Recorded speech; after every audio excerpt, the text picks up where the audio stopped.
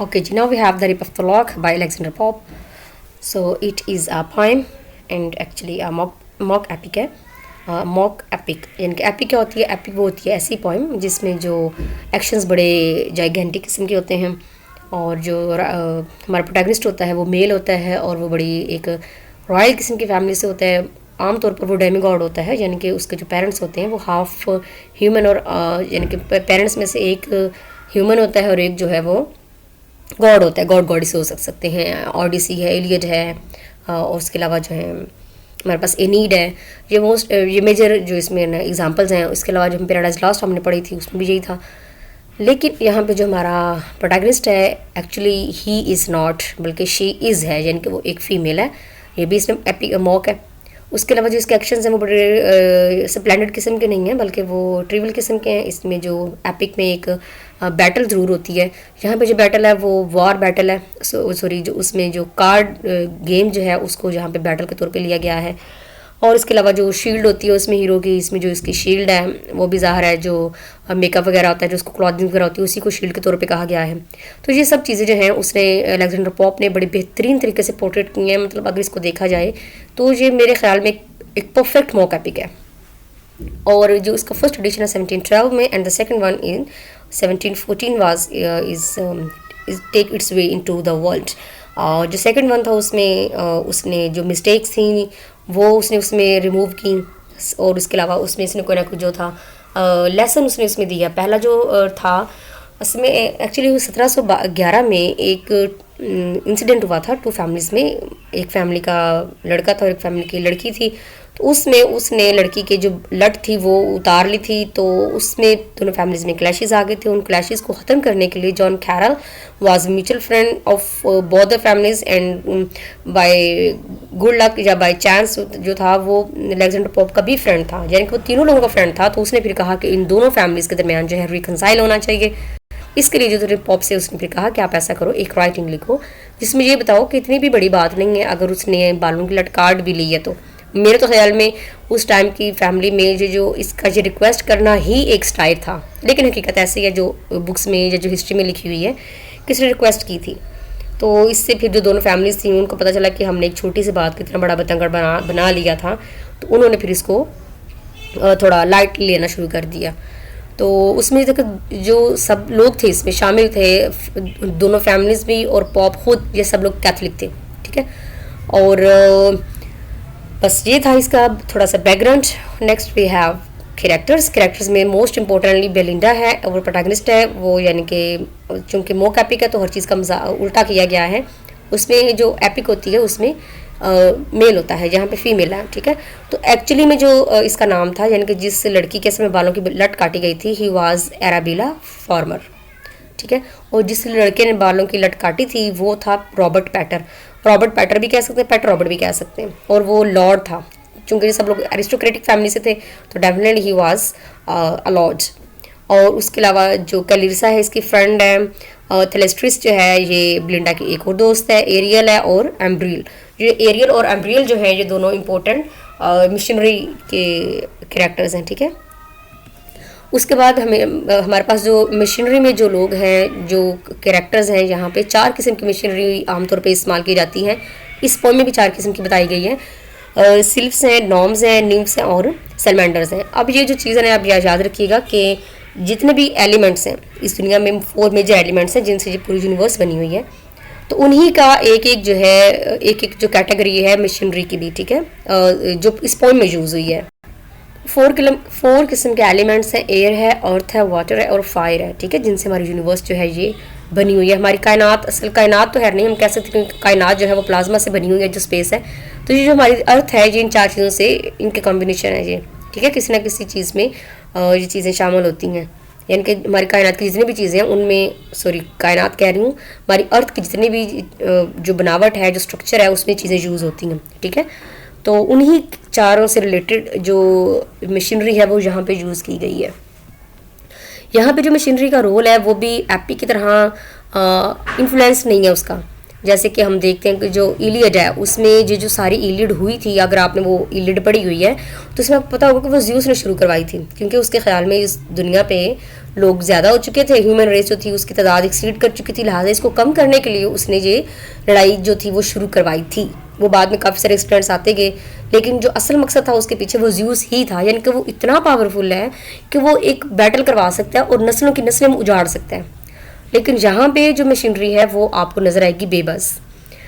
तो बेबस इस तरह से कि जब उसके बालों की लट काटी जा रही होती है तो मशीनरी जो है आई थिंक एरियल होती है, वो उसके बालों में आने की कोशिश कर रही होती है, और सॉरी जो कैंची के ब्लेड्स होते हैं उनमें आने की कोशिश कर रही होती है कि शायद इसके बाल जो है वो बच जाए, लेकिन वो चूंकि इन्फ्लुएंस नहीं होती उसका, तो इस वजह से वो उसके बालों की लट काटी जाती है। यानी कि यहाँ पे इनका कोई जो है ना रोल इंपॉर्टेंट नहीं है, कोशिश करती हैं लेकिन इनका कोई फ़ायदा नहीं होता असल में। समरी जो है उसकी वो ये है कि बेलिंडा जो है वो उस दिन के 12 बज चुके हैं और वो उठती है और अपनी जो उसकी मुलाजमा होती है उसको बुलाती कैसे है कि घंटी बजाने की बजाय वो क्या करती है, चप्पल लेके जूता लेके उसके साथ फर्श पे मारती है, तो उनको पता चल जाता है कि हमारी जो मालिक साहब है, हमारी जो मालकन है वो उठ गई है, तो लिहाजा अब हमने उनको जाके सर्विस देनी है अपनी। तो यहाँ पे भी वो उठ जाती है और फिर अपने जो उसके सूटर्स हैं उसको लेटर्स भेज होते हैं, उनको पढ़ती है, ब्लश करती है, जो सारा कुछ हो रहा होता है, फिर वो उठ जाती है एटलीस्ट, और फिर इसमें उसका डॉग भी दिखाया गया है। और फिर यहाँ पे एवेंचुअली इसकी असल में एक पार्टी होती है, उस पार्टी में जाने के लिए सारी जो तैयारी शारी करती है, और उसमें जो तैयारी कर रही होती है, जो वो लगा रही होती है लिपस्टिक्स वगैरह, जो मेकअप कर रही होती है, जो क्लॉथिंग करती है, उसी को शील्ड का तौर पे यहाँ पे यूज़ किया गया है। ठीक है, तो यहाँ पे भी इनकी पार्टी होती है रिवर टेम्स पे। This is not Thames, it is called Thames. ठीक है, तो आपने इसको एल्फोन के साथ भी नहीं पढ़ना, थेम भी नहीं करना आपने इसको, तो थेम भी नहीं कहना, ये टेम पढ़ा जाता है, एच इसमें टोटली साइलेंट है। तो अब ये रिवर टेम पे इनकी पार्टी होती है, हैम्पटन कोर्ट पैलेस है, ये भी नाम याद रखिएगा। इस तरह के जो थोड़े ट्रिकी क्वेश्चंस होते हैं, जब मिन्यूट डिटेल्स होती हैं जो हमारी टेक्स्ट में आ रही होती हैं, जिनकी जो चीज़ें हमारी टेक्स्ट में हैं उनकी मिन्यूट डिटेल्स पूछ लेता होता है पीपीएस। ठीक है, वहाँ पे जो जाती है और वहाँ पे जितने भी एरिस्टोक्रेटिक और वेल्दी लोग होते हैं वो वहाँ पे इकट्ठे हो रहे होते हैं। वहाँ पे जो बैरन है उसकी शुरू से प्लानिंग होती है कि मैंने आज इसकी बालों की लट काटनी ही काटनी है। ठीक है, वहाँ पे फिर ये गेम खेलते हैं, जो कार्ड्स होते हैं वो खेलते हैं, जिसको एक बैटल के तौर पे इस्तेमाल किया गया है। फिर एटलीस्ट जो है वो उसकी दोस्त की हेल्प लेके उसके बालों की लट काट लेता है। ठीक है, तो फिर अब वो जो है definitely she will be furious, तो वह काफ़ी गुस्सा दिखा रही होती है, सब लोग उसको समझा रहे होते हैं ठीक है बालों की लट थी कट गई और आ जाएगी, लेकिन ये किसी तरीके से ठंडी नहीं हो रही होती है। तो फिर यहाँ पे वो बताता है कि उसके बालों की जो लट थी, वो जो बैरन ने ली थी, काटी थी, उड़ाई थी, वो उसके हाथों से भी निकल के आसमानों की तरफ चली जाती है, हेवन में चली जाती है, और वहाँ पे जाके वो यानी कि उसको एक स्टेटस दे दिया गया है कंस्टिलेशन का। तो यहाँ पे ताकि जो बेलिंडा है उसका थोड़ा जो रैथ है, जो उसका गुस्सा है वो थोड़ा कम हो जाए। ठीक है, तो इसमें जो थीम्स थी उस टाइम पे स्टाइल काफ़ी ज़्यादा किया गया था कि औरतें मतलब देखें दिन के 12 बजे वो उठ रही है बेलिंडा। उसके अलावा उन्होंने ये भी इसमें स्टाइल, क्योंकि पोप जो है ये बड़ा फेमस था स्विफ्ट के साथ साथ ना, स्विफ्ट के जैसे स्विफ्ट जो है उसने गुलिवर्स ट्रैवल लिखा, tale of tub, battle of books, इस तरह उसने लिखी थी।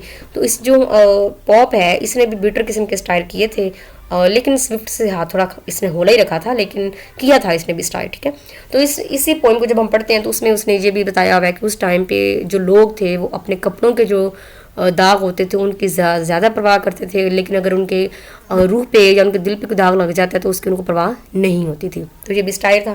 जेंडर इसमें दिखाया हुआ है कि फीमेल और फीमेल का वैनिटी है, फॉली ऑफ प्राइड है, यानी कि अजीब किस्म के लोगों ने वो प्राइड पाले हुए थे। Spiritual and super natural elements की इसमें आपको नजर आए, यानी कि मशीनरी जो है वो आपको जगह जगह पे मशीनरी जो है वो अपना काम करती नजर आएगी। बेशक वो असरअंदाज नहीं हो रही थी लेकिन वो काम जरूर करती नजर आएंगी। And most important it is a mock heroic, mock epic है ये। ठीक है, उसके अलावा next we have just entries by the pen of Henry Fielding and it was publish 1742। तो फील्डिंग ने खुद अपने इस नावल को कहा था comic epic poem in pros.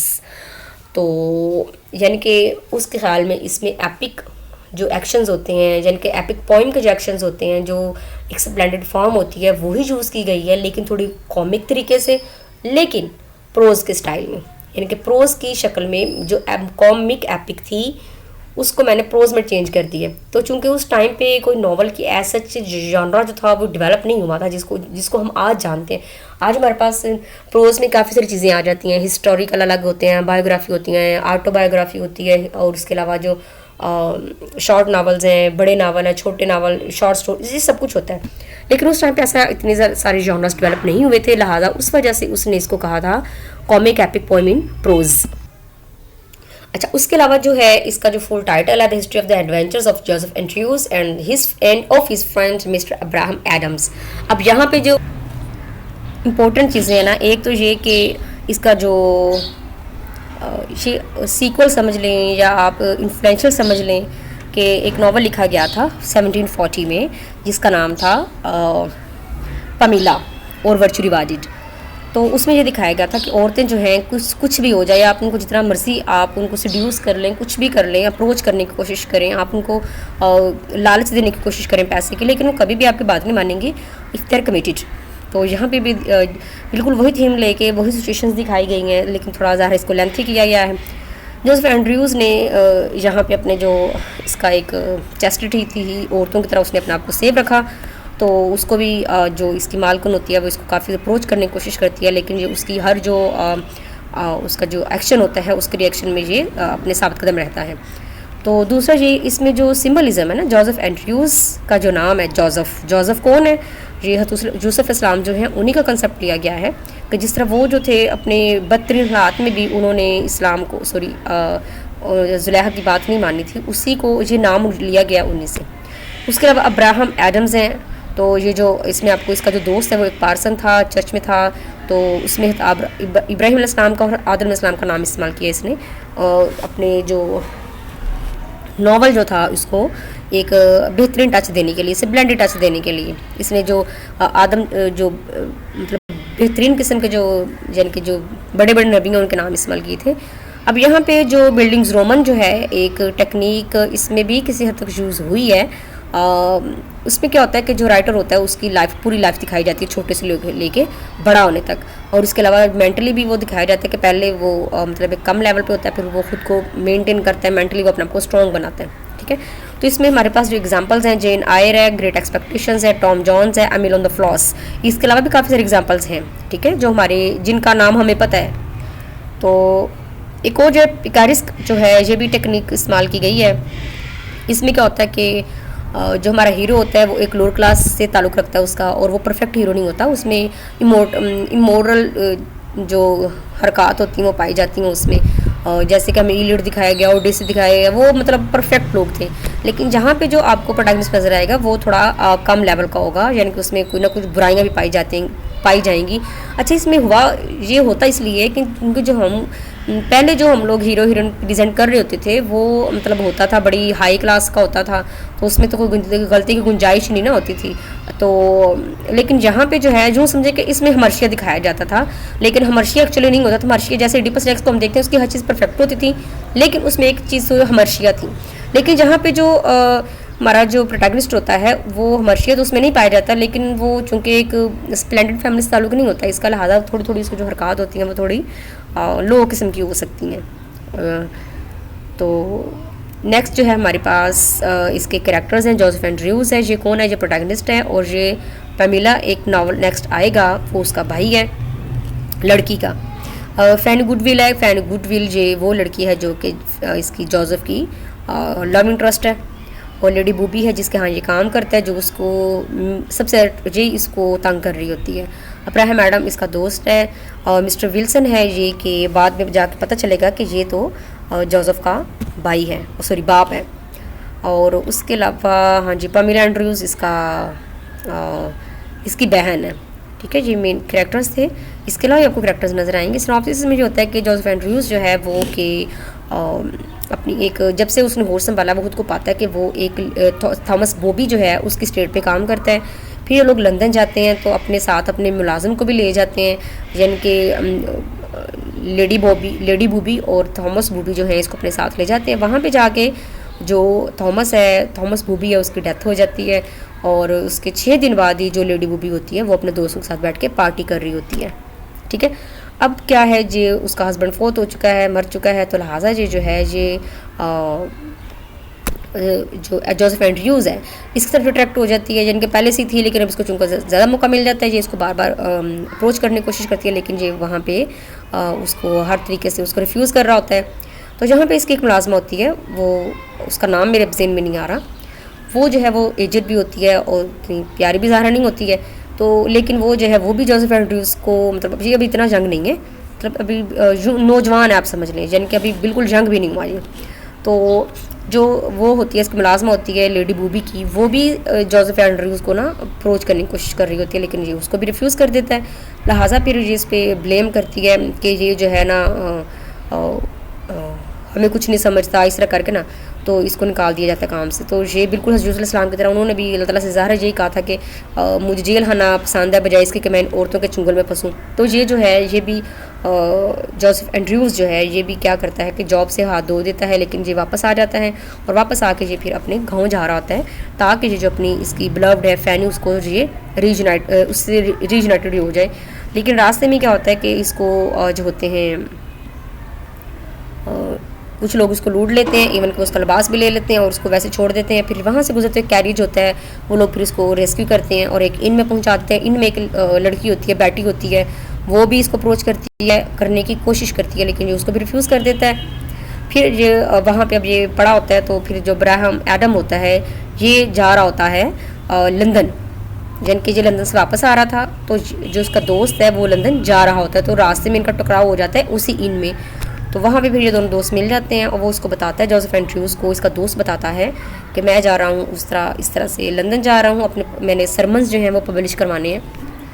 यानी कि ये देखें ना 1700 की बात है, तो उस टाइम पे यानी कि पब्लिशिंग इतनी आम नहीं हुई थी, तो लिहाजा मैं उधर जा रहा हूँ। तो लेकिन रास्ते में इसको वो अपना बैग वगैरह चेक करता है, तो उसकी जो वाइफ होती है उसने इसके मतलब बैग में जगह बनाने के लिए इसके वो नोट्स फजूल समझ के निकाल दिए और उसकी जगह उसने कपड़े रख दिए वहाँ पे। तो इसके साथ मतलब एक मिसहैप हो जाता है।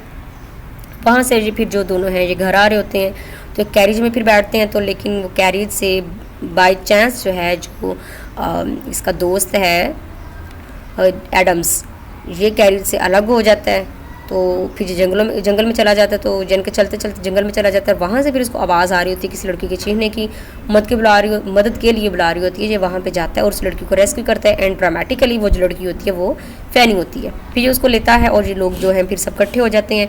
फिर एक रास्ते में एक विल्सन फैमिली आती है जो उनके घर रुक जाते हैं। वो बंदा इनको अपनी लाइफ स्टोरी बताता है कि किस तरह से मैं जो था काफ़ी अमीर था, लेकिन मैंने अय्याशियों में टाइम गुजारा और एटलीस्ट फिर मुझे अपने कर्ज़ों की वजह से जेल जाना पड़ा। और फिर इसका जो लॉटरी का टिकट था जिसको इसने फजूल समझ के बेच दिया था, तो जिस लड़की का वो जो लॉटरी का टिकट होता है, जो लॉटरी होती है वो चल जाती है, वो फिर इस लड़की के पास आती है। उसको पता चलता है कि ये टिकट एक्चुअली किसी और का था जो मेरा वो मतलब इस्तेमाल हुआ है, यानी कि जिस पे प्राइज़ इसका इनाम निकला है।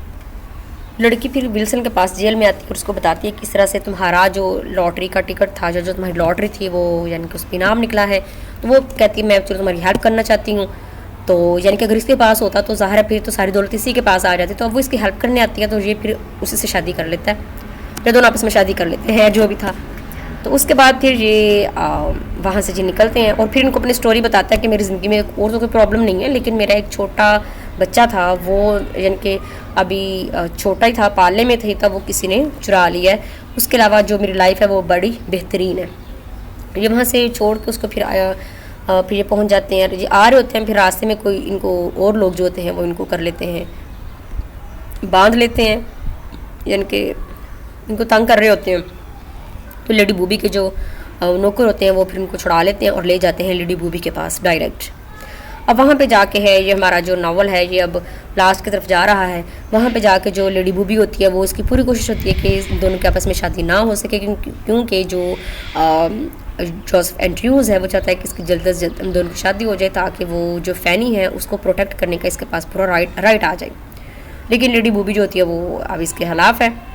फिर वो क्या करती है कि एक लॉयर को हायर करती है, लेकिन वो जो लॉयर है वो इसका बहनोई निकल आता है, यानी कि वो इसकी जो बहन है पैमिला उसका वो हस्बैंड होता है।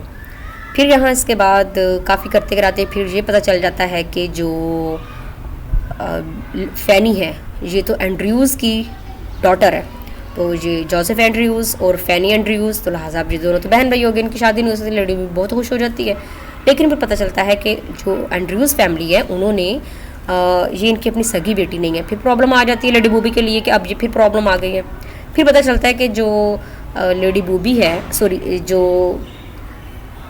इनका बेटा है एंड्रयूज़, ये इनका असल बेटा नहीं है, ठीक है। तो लिहाजा ये लोग जो हैं, क्योंकि छोटे होते जो फ़ैनी थी ये भी किसी ने अगवा कर ली हुई थी, तो लिहाजा अब ये वापस अपनी फैमिली के पास आ जाती है। इनका जो लड़की है फ़ैनी वो दोबारा अपनी फैमिली के पास आ जाती है। लेकिन अब ये फिर प्रॉब्लम है कि एंड्रयूज़ जो हैं वो तो पेरेंट्स हो गए फ़ैनी के, तो फिर एंड्रयूज़ का जो असल ख़ानदान है वो कौन है। तो फिर काफ़ी स्ट्रगल के बाद पता चलता है कि विल्सन्स जो हैं वो इसके एंड्रयूज़ के एक्चुअली पेरेंट्स हैं। तो इसके बाद फिर जो है इन सब की आपस में वो, यानी कि अब एंड्रयूज़ है अब वो एक स्ट्रॉन्ग फैमिली से बिलोंग करता है, लिहाजा इन सब के आपस में यानी कि लेडी बूबी के अलावा बाकी सब लोग खुश हो जाते हैं और आपस में फिर इनकी शादी जो है वो तय पा जाती है। अब यहाँ पे जो लेडी बूबी होती है उसके लिए तो हर चीज़ जो थी वो मतलब फीकी हो जाती है, लिहाजा वो क्या करती है, वो वापस चली जाती है। आई थिंक सो कि वो उधर लंदन चली जाती है दोबारा, और वहाँ पे जाके फिर वो किसी और के साथ अपना रिलेशन बना लेती है। तो ये मैंने आपको शॉर्ट में समरी बता दी है। आप लोग अगर उसको थोड़ा ज़्यादा डिटेल में पढ़ना चाहते हैं तो ये बुक वाइज इसकी मैंने समरी यहाँ पे लिख दी है, आप इसको देख लीजिएगा, ठीक है। तो नेक्स्ट जो इसकी थीम्स हैं, वर्चुअल मोरालिटी है, सोशल क्लास एंड स्टेटस है, लव एंड रोमांस, ये सारी इजी सी हैं, ये देख लीजिएगा। बहुत कॉम्प्लिकेटेड नॉवेल्स नहीं हैं ये वाले, सादा से हैं, कैरेक्टर्स भी इससे बहुत कम से हैं, ठीक है। और नेक्स्ट है हमारे पास जोसेफ एंड्रयूज़ की एक बड़ी फेमस कोटेशन जो मुझे खुद बहुत अच्छी लगी थी। Mister Adams hath, I'm really sorry, I am recording this lecture with a very severe throat, तो बार बार वो मेरा प्रॉब्लम आ रही है। Mr. Adams hath often told me that chastity is as great a virtue in a man as in a woman। बेहतरीन line है ये, book 1 chapter 10 से ये लाइन ली गई है। अब जी 9th जो राइटिंग है हमारे पास from the era of neoclassicism, that is Tom Jones by Henry Fielding. तो हेनरी फील्डिंग के हमारे पास 2 राइटिंग्स हैं, जोसेफ एंड्रयूज़ और टॉम जॉन्स, ठीक है। तो जो याद रखिएगा उस टाइम पे जो जॉनरा है नॉवल की शक्ल में नहीं था, लोग अपने ही तौर पे कुछ ना कुछ लिख रहे थे, ठीक है, जिसको बाद में कहा गया कि ये तो नॉवल होते हैं। तो ये 1749 में पब्लिश करवाया गया था। इसका जो जॉनरा है वो पिकारिस्क नॉवल है, ये एक्चुअली पिकारिस्क नॉवल ये भी है, ठीक है, पिछला भी था ये भी है। इसमें 18 बुक्स हैं, 18 बुक्स, मतलब बड़ी लंबी कहानी है ये। सेटिंग इसकी 18th सेंचुरी का जो इंग्लैंड है वो इसमें प्रेजेंट किया गया है। फुल टाइटल इसका the history of Tom Jones a foundling. तो फाउंडिंग को क्या होता है, ऐसा बच्चा जिसके पेरेंट्स का पता ना हो। इसमें स्टाइल है, विटी है, ह्यूमरस है, सेट्रिकल है, with the rich cast of characters and vivid description of 18th century England. हाँ जी, नेक्स्ट जो है इसके एक कोटेशन इसके बारे में सैमुअल कॉलेज की कोट की गई है यहाँ पे कि 3 most perfect plots ever planned, यानी कि ये उन नॉवेल्स में से एक है, 3 नॉवेल्स हैं जिनके प्लॉट्स बड़े बेहतरीन तरीके से प्लान किए गए थे। उनमें से एक टॉम जॉन्स है, दूसरा एडिपस टायरेनस है और थर्ड जो है द अल्केमिस्ट है, ठीक है। तो अच्छा, हम लोग जो पढ़ते हैं ना अपनी बुक्स में, जो हमारी टेक्स्ट में वो इडिपस द किंग है, वो इडिपस टायरेंस नहीं है, ये याद रखिएगा, ठीक है। क्योंकि इडिपस जो है वो आपको पता उसकी वो ट्रोलॉजी थी। अच्छा जी, तो अब यहाँ पे हमें ये बताया जाता है कि जो ह्यूमन नेचर है वो किस तरह की होती है, या वो कैसे जो है टाइम टू टाइम चेंज होती रहती है, या ह्यूमन नेचर जो है वो कर क्या कुछ सकती है, ठीक है। उसकी जो जिबिलत है या जो उसमें चेंजिंग्स आते रहते हैं, वो सब चीज़ें इसमें कोट की गई हैं इस नावल के अंदर। That comprises 18 books.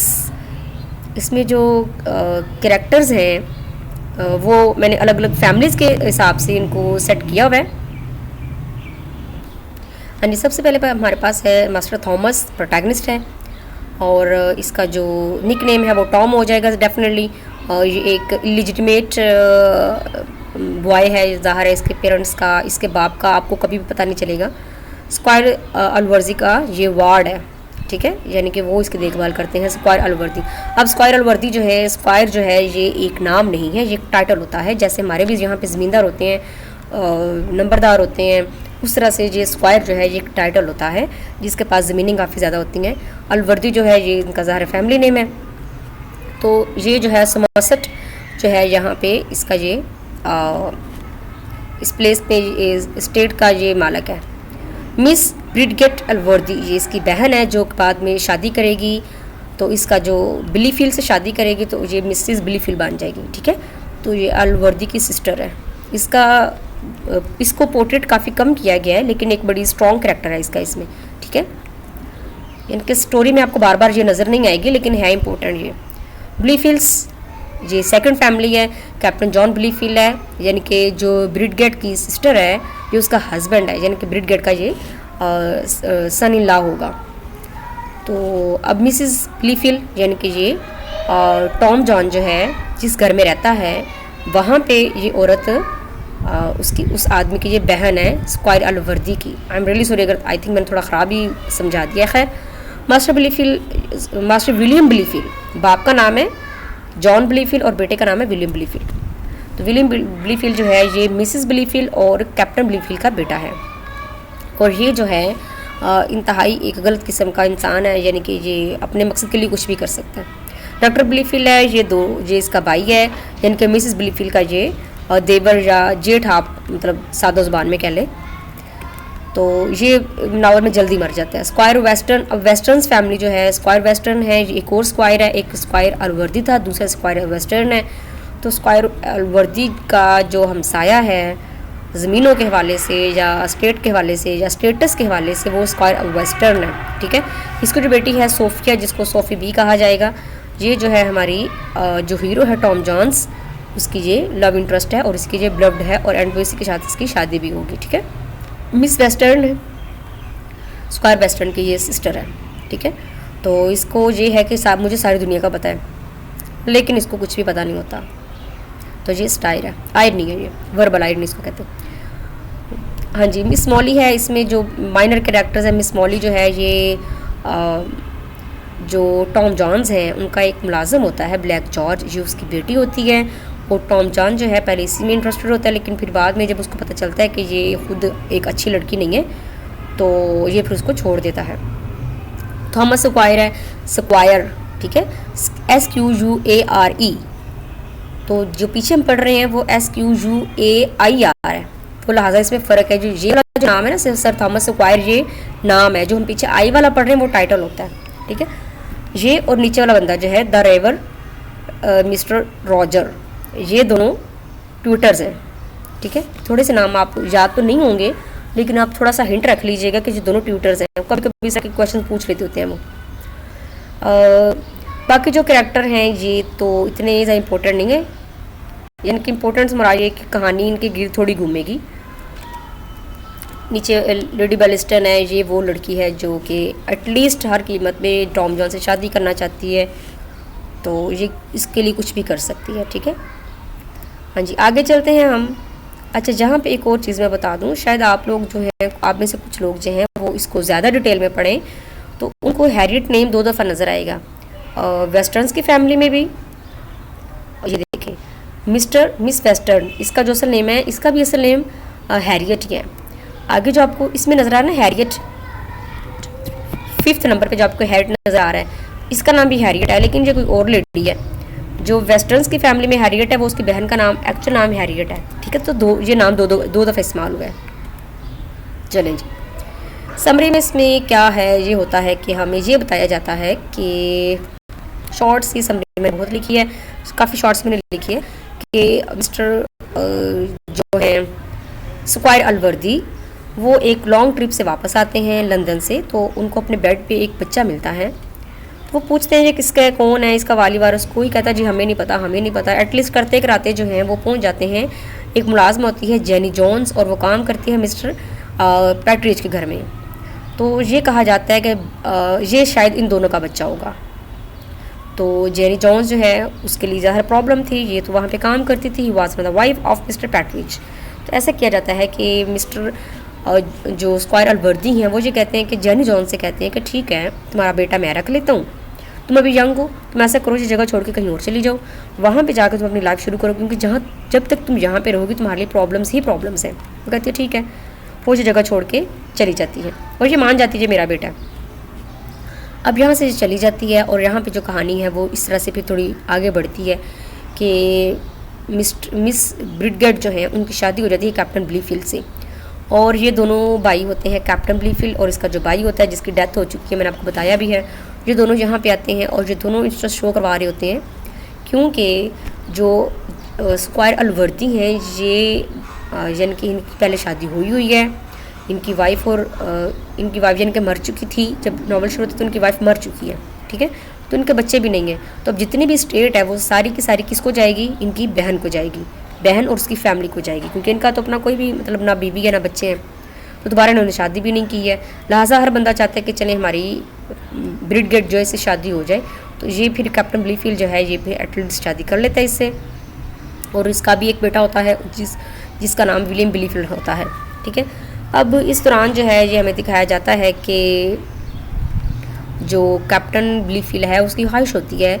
अच्छा, फिर अब यहाँ भी क्या होता है कि जो स्क्वायरल वर्दी है ना, वो जो छोटा बच्चा होता है टॉम जॉन्स, वो भी ब्लीफील्ड को इसको अपनी बहन को दे देते हैं कि चलो तुमने अब अगले घर जाना है तो मैं अब कहाँ इस बच्चे को संभालूंगा, तुम इसको भी अपने बच्चे को भी संभालना, इस बच्चे को भी संभाल लेना, दोनों बच्चे तुम्हारे घर पल जाएंगे। तो ये उसको अपने साथ ले आती है, ठीक है। अब यहाँ पे फिर जो है वो उसको पालती रहती है, तो मिस्टर जो कैप्टन ब्लीफील्ड है उसको बहुत गुस्सा चढ़ता है कि एक ऐसा बच्चा हमारे ज़िम्मे लगा दिया है जिसके वालिदैन का भी नहीं पता, तो हम इसको भी संभाल लें। और फिर प्रॉब्लम ये है कि जब ये बड़ा होगा तो स्क्वायरल वर्दी इसको भी जायदाद में हिस्सा देगा। इसको ये बच्चा बहुत बुरा लगा करता था। खैर, ये टॉम जॉन्स जो है इसको चूँकि प्यार नहीं मिला तो ये जो है एक स्ट्रॉन्ग या एक बिगड़ा हुआ बच्चा जो है वो बनता जाता है। उसके बाद फिर क्या होता है कि उस दौरान जो है जो कैप्टन ब्लीफील्ड है उसकी डेथ हो जाती है। कैप्टन जॉन ब्लीफील्ड इसका फुल नेम है, इसकी डेथ भी हो जाती है। फिर 12 साल का अंदर गैप दिखाते हैं। उन 12 सालों में ज़ाहिर ये दिखाया उन्होंने कि ये बड़ा हो गया है और ये छोटी छोटी चोरियाँ भी करता है। चोरियाँ क्या करता है कि इनके जो मुलाजम होता है एक जॉर्ज, उसको उसकी हेल्प करने के लिए घर से कभी सेब चुरा ली, कभी रोटी चुरा ली। तो ये जो था ब्लीफील्ड ये शिकायतें लगाता रहता था अपने मामू को, स्क्वायरल वर्दी को, कि देखें आपने जिस लड़के को पास रखा हुआ है वो ये इस तरह के काम करता है। तो लिहाजा जो स्क्वायरल वर्दी थे वो उनको भी पता था कि जो छोटे छोटे काम करते रहते हैं, वो भी बहुत नोटिस नहीं लेते थे, चलो खैर चल रहा है जैसे जाने दो। तो इस दौरान फिर क्या होता है कि जो टॉम जो है वो एक वुमनाइज़र भी हो जाता है। वो जो इनका मुलाजिम होता है जॉर्ज, उसकी बेटी मॉली में इंटरेस्टेड होता है, लेकिन फिर उसको पता चलता है कि वो इतनी अच्छी लड़की नहीं है, वो फिर उसको छोड़ देता है। और फिर एक और लड़की होती है जो जिनके मैंने आपको बताया था हमसाए हैं, स्क्वायर वेस्टर्न, उसकी बेटी सोफिया होती है। वो चेस्टिटी में भी और कैरेक्टर वाइज वो बड़ी बेहतरीन होती है। ये फिर उसमें इंटरेस्टेड हो जाता है। और फिर उसके बाद जो है हमें थोड़ा सा दिखाया जाता है जिनकी कहानी को शॉर्टकट में मैं आपको थोड़ा सा बताऊँ तो जो स्क्वायरल वर्दी होते हैं वो फिर बीमार पड़ जाते हैं और वो अपनी विल जो होती है डेथ बेड पे लिखवा रहे होते हैं। Actually it was not his death bed, लेकिन लग रहा था कि शायद ये मर जाएंगे। तो वो जो अपनी विल होती है वो उसको लिखवाते हैं कि ज़्यादा जो हिस्सा है जायदाद का वो ब्लीफील्ड को मिलेगा, यानी कि जो उनका सगा भांजा है उसको मिलेगा, और जो टॉम जॉन्स है उसको थोड़ा हिस्सा मिलेगा। लेकिन थोड़ी देर बाद ही जो यानी कि वो फिर रिकवर होना शुरू हो जाते हैं। तो जो टॉम जॉन्स होता है उसको ये परवाह नहीं होती कि मुझे पैसे कितने मिले हैं, वो बस इस चीज़ में परेशान होता है कि अगर ये बंदा चला गया तो मेरे साथ तो इसके अलावा और बंदा कोई प्यार भी नहीं करता। तो लिहाजा वो जो है वो जब पता चलता है कि वो रिकवर हो रहा है तो वो बहुत खुश होता है, और इसी खुशी में वो फिर पार्टी में थोड़ा हंगामा भी कर देता है। तो उस हंगामे के दौरान उसकी लड़ाई भी हो जाती है ब्लीफील्ड से। तो जो ब्लीफील्ड होता है वो अपने मामू को जाकर शिकायत लगाता है कि वो लड़का है उसने मेरे से लड़ाई की है। तो यहाँ पे वो फिर खुश हो के जो उसने जायदाद में हिस्सा दिया हुआ था स्क्वायरल वर्दी ने टॉम जॉन्स को, वो भी वापस ले लेता है कि इसको कुछ भी नहीं मिलेगा। यहाँ से फिर वो ज़ाहिर उसको फिर गुस्सा भी लगता है। वो फिर जो है इन सबको छोड़ के लंदन चला जाता है। वहाँ पे जाके फिर वो एक 2-3-4 औरतों के साथ जो अफेयर भी चलाता है। फिर जो सोफिया होती है, यहाँ पे इसकी शादी जो है इसकी जो फूफो होती हैं वो ज़बरदस्ती करवा रही होती हैं। उनको फूफो को लग रहा था कि मेरी जो भतीजी है वो ब्लीफील्ड में इंटरेस्टेड है, हालांकि ऐसा नहीं होता, यानी कि उनको गलती लग रही होती है। तो सोफी की शादी वो ज़बरदस्ती ब्लीफील्ड से करवा रहे होते हैं। नहीं भी लग रहा तो कोई नहीं, वो अमीर तो है ना, सारी जायदाद अब उसी के पास आने वाली है। तो वो उसकी शादी की तैयारी शुरू करवा देते हैं। लेकिन सोफिया जो है वो यहाँ से दिल बर्दाश्त होकर वो भी लंदन चली जाती है। वहाँ पे जाकर उसको पता चलता है कि जिस इन में वो ठहरती है उसी इन में जो टॉम जॉन्स है वो किसी औरत के साथ ठहरा हुआ है। तो इसको बहुत दुख होता है कि मैं इसके लिए अपना घर बार छोड़ के आई हूँ। वो फिर जो अपने इसके ग्लव्स आप कह लें, वो जो ग्लव्स होते हैं वो बेड पर रख के चली जाती है। तो जब टॉम जॉन्स देखता है तो उसको पता चलता है कि ये ग्लव्स तो सोफिया के हैं, उसको बहुत दुख होता है। फिर लेडी बैलिस्टन से भी इसकी मुलाकात होती है। फिर करते कराते फिर सब लोग जो है फिर वापस आ जाते हैं दोबारा से। फिर यहाँ पे आके पता चलता है जी कि जो होती है मिसिस ब्लीफील्ड जो है, यानी कि कैप्टन ब्लीफील्ड की माँ, वो सॉरी ये शॉर्टकट में अगर बताएं तो जो ब्लीफील्ड है या स्क्वायरल वर्दी की जो बहन है वो उसकी डेथ हो गई है, और मरने से पहले उसने एक लेटर छोड़ा था, लेकिन वो लेटर जो है रास्ते में ही स्क्वायरल वर्दी तक पहुंचने से पहले ही उसका जो बेटा होता है विलियम ब्लीफील्ड वो उसको सीज करता है, यानी कि पकड़ लेता है और उसको वो फाड़ फूड़ देता है।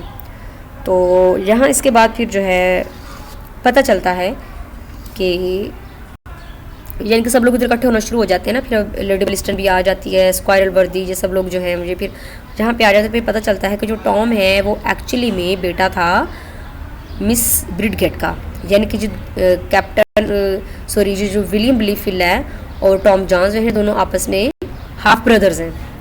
तो उसके बाद फिर उसको ये भी पता चलता है कि जो विलियम ब्लीफील्ड है ये तो बड़ा ही ख़राब मतलब कैरेक्टर का बंदा है, क्योंकि ये अपने टीचर्स को भी उनके सामने भी अच्छा बना रहता था, जो उनके ट्यूटर्स थे ना तो उनके साथ ये अच्छा बना रहता था, लेकिन एक्चुअली में इतना अच्छा था नहीं, ठीक है। तो इस वजह से और इसने जितने भी उल्टे काम किए हैं वो सारे इसलिए किए थे ताकि टॉम जो है उसके साथ इसके रिलेशन ख़राब रहे। तो फिर यानी कि सबको पता चल जाता है कि टॉम जॉन जो है वो ज़्यादा अच्छा है और ब्लीफील्ड जो वो एक ख़राब किस्म का इंसान है, लिहाजा जो टॉम जॉन जो है उसको सारी जायदाद उसको मिल जाती है और फिर इसकी शादी जो है हो जाती है सोफिया के साथ, और सब लोग आपस में हंसी खुशी रहने लग जाते हैं। तो जो इसका बाप है वो उसका इस सारे प्ले में हमें नहीं बताया गया। हाँ, ये हिंट दिया गया है कि जो उसका एक्चुअल बाप था टॉम जॉन का वो शायद इसकी पैदाइश से पहले ही मर गया था, लिहाजा जो इसकी बहन होती है ब्रिडगेट वो उसके बारे में डिस्क्लोज़ नहीं करके जाती कि वो कौन बंदा था। तो यहीं पे फिर जो है ये हमारा कहानी ख़त्म हो जाती है। और जो इसका नाम है जॉन्स, ये इसकी माँ के नाम से लिया गया था, जेनी जॉन्स। तो जेनी जॉन्स होती है वो फिर बताती है आके, सॉरी एक्चुअली में उसने आके बताया था, आई एम रियली सॉरी, उसी ने आके बताया था जेनी जॉन्स ने कि ये जो बेटा है ये एक्चुअली में मेरा नहीं है, बल्कि ये तो आपकी बहन ब्रिडगेट का है, और उसने मुझे पैसे दिए थे, मैं चूँकि गरीब औरत थी, मुझे पैसों की ज़रूरत थी, लिहाजा मैंने सारा इल्ज़ाम अपने सर ले लिया था, ठीक है। तो ये उसकी इस वजह से टॉम जॉन्स इसका नाम इसके साथ जोड़ा जाता है। ये सारी थीम्स हैं, इजी हैं, नावल भी इजी है, लव एंड रोमांस इसमें आपको जगह जगह नज़र आएगा। जो टॉम जॉन्स है वो हर दूसरे के साथ मसरूफ़ हो जाता है, यानी कि उसका इन्वॉल्व हो जाता है। मोरालिटी एंड वर्चूज़ में दिखाई गई है, यानी कि जो सूफिया है वो बेहतरीन है मोरालिटी एंड वर्चू के हवाले से। सोशल क्लास एंड स्टेटस दिखाया गया है, स्पेशली जो वेस्टर्न की फैमिली है उनके हवाले से भी, कि किस तरह से वो लोग जो हैं पहले ब्लीफील्ड में इंटरेस्टेड होते हैं, फिर जैसे उनको पता चलता है कि वो अच्छा बंदा नहीं है और सारी जायदाद टॉम जॉन्स को मिलने वाली है, वो साथ अपने जो ख्यालात हैं वो चेंज कर लेते हैं। रिडेम्पशन फॉरगिवनेस नज़र आ रही है इसमें कि किस तरह से एक दूसरे को माफ़ भी किया जा रहा है। आइडेंटिटी एंड सेल्फ डिस्कवरी है, उसको पता चलता है कि मैं कौन हूँ। सटायर भी उस टाइम के जो लोग थे, जो हालात चल रहे थे उन किया गया है। और नेक्स्ट जी हमारे पास है Robinson Crusoe bye Daniel Dafoe. तो ये one of the earliest form of novel है। तो ये लिखा गया था 1719 में। इसकी लैंग्वेज इजी है, इसमें आपको बिल्डिंग्स रोमन नज़र आएगा, क्योंकि इसमें जो हमारा कैरेक्टर है रॉबिन्सन क्रूसो, उसका छोटे होते से लेके वो जब तकरीबन बूढ़ा होने वाला हो जाता है तब तक का सारा टाइम इसमें दिखाया गया है। इसका 18 साल से जो है ना टाइम शुरू होता है जो इसमें पोर्ट्रेट किया गया है नावल में। तो ऐसा माना जाता है कि अलेक्जेंडर सेल्किर्का जो है एक स्कॉटिश था, तो वो शिपरेक की वजह से एक आइलैंड पे कास्ट अवे हो गया था, मैरून्ड हो गया था, तो उसी को सामने रख के ये नावल जो है ये प्रोड्यूस किया गया है। दूसरा कुछ लोग कहते हैं कि पेड्रो सेरानो जो था उसकी जो असल लाइफ है उसके पे ये बेस करता है, क्योंकि उसके साथ भी कुछ ऐसा ही इंसिडेंट हुआ था। खैर, इसका जो आपको फुल टाइटल है वो नज़र आएगा, the life and the strange surprising adventures of Robinson Crusoe of York mariner. ये इसका फुल टाइटल था। शॉर्ट फॉर्म में हम इसको रॉबिन्सन क्रूसो कहते हैं, लेकिन जो आपको नेक्स्ट 2.5 लाइन्स नज़र आ रही हैं ना, ये भी इसके टाइटल में ही शामिल थी, ठीक है। लेकिन जो ऊपर वाला है ये मैंने हाईलाइट कर दिया, बाकी ये सारे इसका टाइटल ही था, ठीक है। ओके जी, नेक्स्ट इसके जो कैरेक्टर्स हैं, रॉबिन्सन क्रूसो है, ये हमारा प्रोटैगनिस्ट है और ये 18 साल का, 19 साल का या 20 साल का था जब ये अपने घर से निकला और फिर कोई 2-4 साल इसके दरमियान में भी गुजरे, आई थिंक 4-5 साल जो हैं इसके दरमियान में गुजरे और फिर नेक्स्ट जो 28 साल है इसके आइलैंड पे गुजरे, ठीक है। तो टोटल मिला के आप 30 साल ये लगा लें, 20 साल वो लगा लें और दरमियान के 2 साल लगाएं तो इसके देख लें एज कितनी बनती है। तो इसका देखिए इतना ज़्यादा जो पूरी लाइफ है वो इस हमें इस नावल में कवर होती नज़र आएगी, ठीक है। तो अब इसका जो वो जो है ओरिजिनल नेम जो है वो इसका ओरिजिनल नेम तो कुछ और ही था, यानी कि ये काफ़ी लंबा सा लिखा हुआ है। तो इसी में से क्रूटजन्स नेरियस जो भी था इसको शॉर्ट फॉर्म में उसने किया क्रूसो और रॉबिन्सन जो है ये अपनी माँ के नाम से लिया इसने, तो रॉबिन्सन क्रूसो मिला। ओके जी, नेक्स्ट कैरेक्टर जो हमें नज़र आएगा मैन फ्राइडे है। ये एक्चुअली में इसके ये एक्चुअल नेम नहीं है बल्कि रॉबिन्सन क्रूसो जो है जो इसको रेस्क्यू करता है कैनिबल से और ये नाम इसको यही देता है क्योंकि ये इसको फ्राइडे को मिलता है, ठीक है। अब रॉबिन्सन क्रूसो का जो फादर है वो तो ज़ाहिर है इसमें कोई मोस्ट कैरेक्टर नहीं है, इसका पावरफुल नहीं है, लेकिन बाप तो मतलब उसमें उसको बताया हुआ है कि शुरू में वो इसके खिलाफ होता है कि ये सी पे नहीं जाना चाहिए, इसको कैप्टन है। उसके बाद नेक्स्ट चलते हैं हम, ठीक है। इसकी जो सेटिंग है वो आपको इसमें अलग अलग जगह नज़र आएंगी।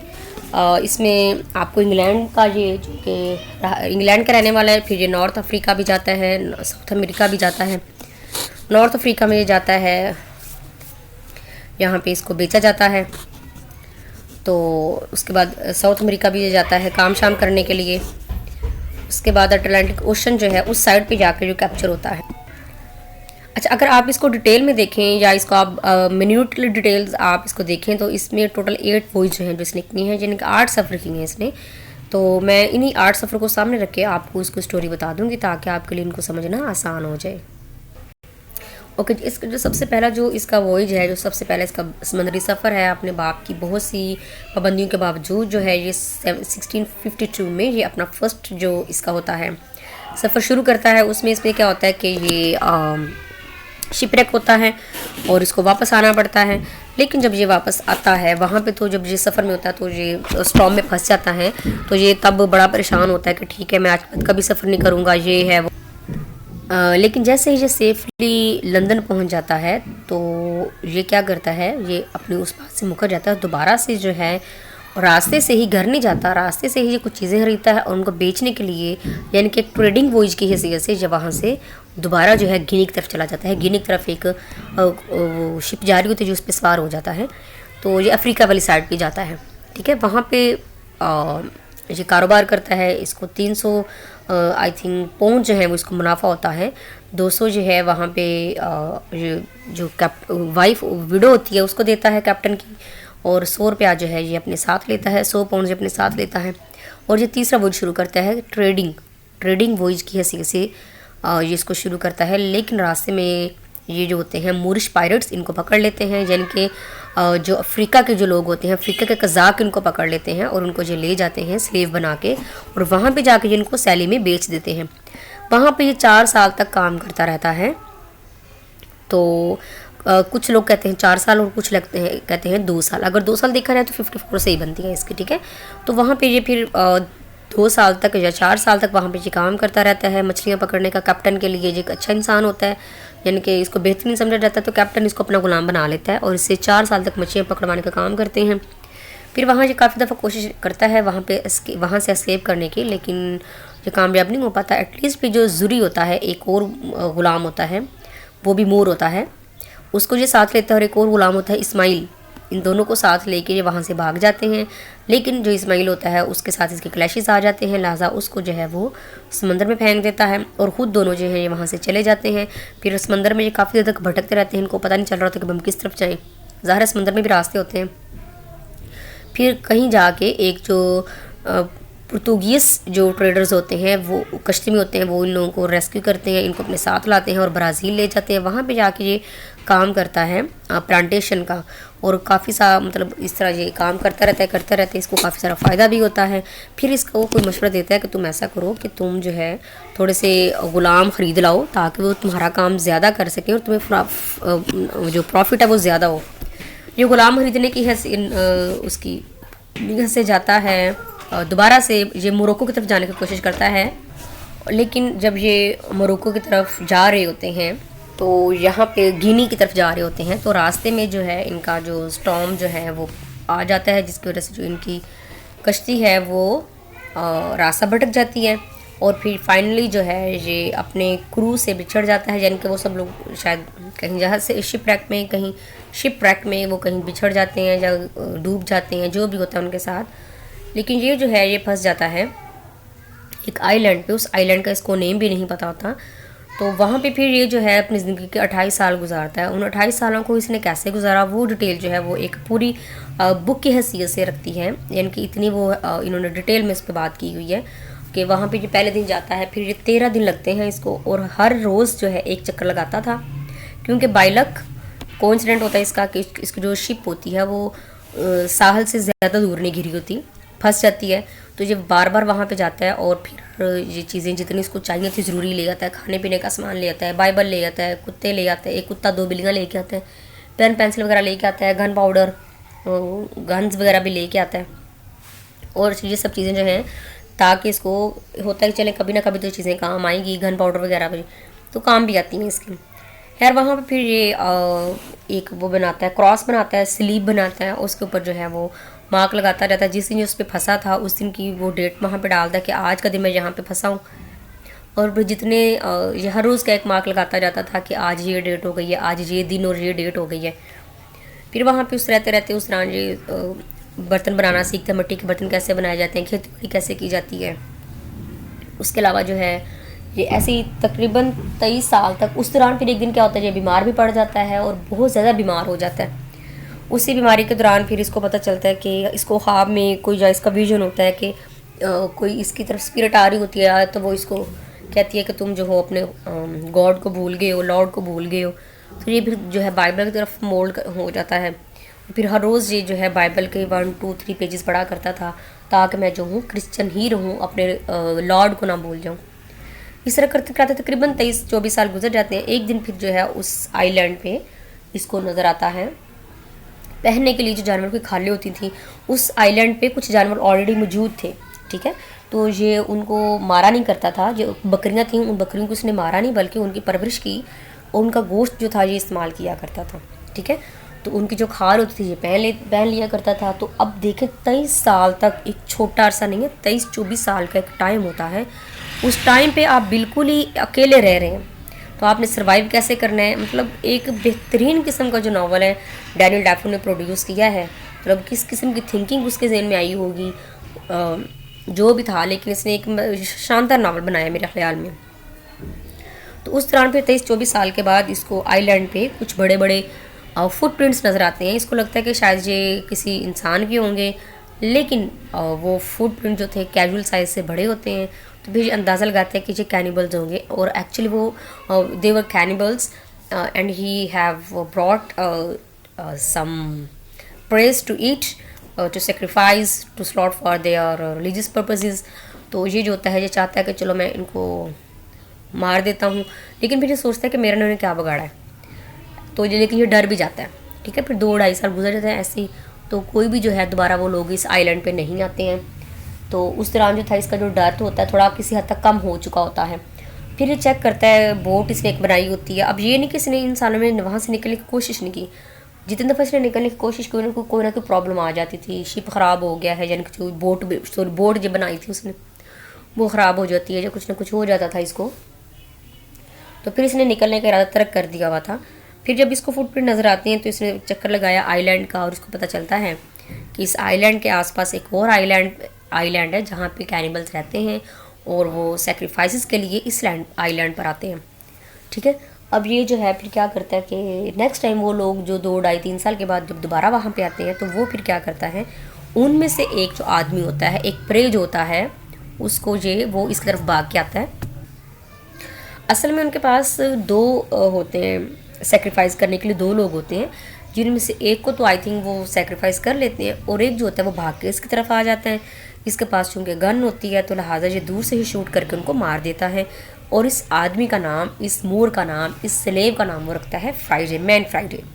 इसको जो अपनी लैंग्वेज सिखाता है और इसको नाम भी देता है, इसको अपनी तहजीब सिखाता है, सारा कुछ इसको अपना सिखाता है। लैंग्वेज इन दोनों की ज़ाहिर चेंज होती है, तो ये फिर उसको अपनी जो क्रिश्चियनिटी होती है, सॉरी इंग्लिश जो लैंग्वेज होती है, जो उसको बेस्टो करता है। उसके बाद फिर कुछ अरसे के बाद वो लोग दोबारा आते हैं, यानी कि तीसरी दफ़ा वो लोग फिर आते हैं और अपने साथ जो है वो कुछ और लोगों को लेके आते हैं। उनमें से एक जो है फ्राइडे का फादर होता है, जो उसको रेस्क्यू करते हैं, उसको अपने पास रख लेते हैं। बाकी जो लोग थे, बाकी जो कैनिबल्स थे, उनको मार दिया जाता है। उसके बाद फिर ये लोग क्या करते हैं कि प्लानिंग कर रहे होते हैं कि हम लोग यहाँ से निकलें कैसे, क्योंकि निकलना तो है हमने, अब निकलें कैसे। तो इससे पहले कि ये लोग कोई कोई स्ट्रेटजी इस्तेमाल करें, वहाँ पे एक और शिप आता है। उस शिप में से कुछ लोग निकलते हैं, वो आइलैंड पे फैल जाते हैं। तो ये लोग जो है ये जब उस शिप में जाते हैं तो देखते हैं कि उनका जो कैप्टन है वो बंधा हुआ आता है, उसको हैक कर लिया था शिप को।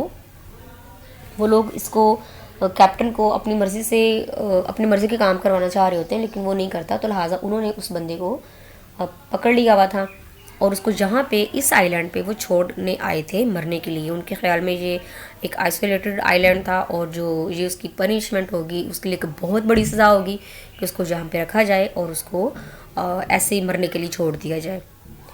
अब यहाँ पे फिर वो क्या होते हैं कि वो जो मैन फ्राइडे है, क्रूसो है, बाकी लोग जो हैं वो सब मिल के उस बंदे को बचाते हैं। और जो बाकी अमला था, जो बाकी लोग थे जो कि रेबेलियंस होते हैं, उन सबको मार दिया जाता है। और फिर उसी शिप पे ये उस कैप्टन के साथ एक अग्रीमेंट करते हैं कि हम तुम्हें बचाएंगे, तुम हमें जो है वापस लेके जाओगे अब दुनिया में, यानी कि जो बाकी रेगुलर जो लाइफ है वहाँ पे तो हमें वापस लेके जाओगे। तो ये इनका जो एक अग्रीमेंट हो जाता है। फिर ये लोग उसको बचाते हैं और फिर ये उसके साथ आने की कोशिश आ जाते हैं वहाँ से। तो यहाँ पे इससे पहले जो था ना रॉबिन्सन क्रूसो, ये पहले तो उस लैंड पे बड़ा खुश रहा काफ़ी साल तक। ये कोई 20 साल तक ये बड़ा सेटिस्फाई था कि चलो ठीक है मैं जहाँ पे खुश हूँ। लेकिन फिर एटलीस्ट बल्कि ये अल्लाह ताला का शुक्र भी अदा किया करता था, यानी कि गॉड का, कि शुक्र है कि मैं यहाँ पे मौजूद हूँ, जहाँ पे मुझे खाना पीना, आराम, सुकून, हर चीज़ मुझे है। मैं दुनिया के 2 नंबरियों से यहाँ पे अच्छा हूँ। लेकिन फिर आखिरकार इसका दिल करना शुरू हो गया था कि मैं वापस एक रेगुलर लाइफ में जाऊँ, ठीक है। तो फिर उसके लिए भी जो लॉर्ड है, जो गॉड है, अल्लाह ताला जो है, उसने उसके लिए भी इसके लिए जो थे रिसोर्सेज पैदा कर दिए। फिर यहाँ ये अपनी लैंड पर वापस आ जाता है और ये फिर जाता है ब्राज़ील जाता है। वहाँ पर ये देखता है कि इसकी जो प्लांटेशन थी वो काफ़ी अच्छी हो रही थी। और ये बड़ी मज़े की बात ये है कि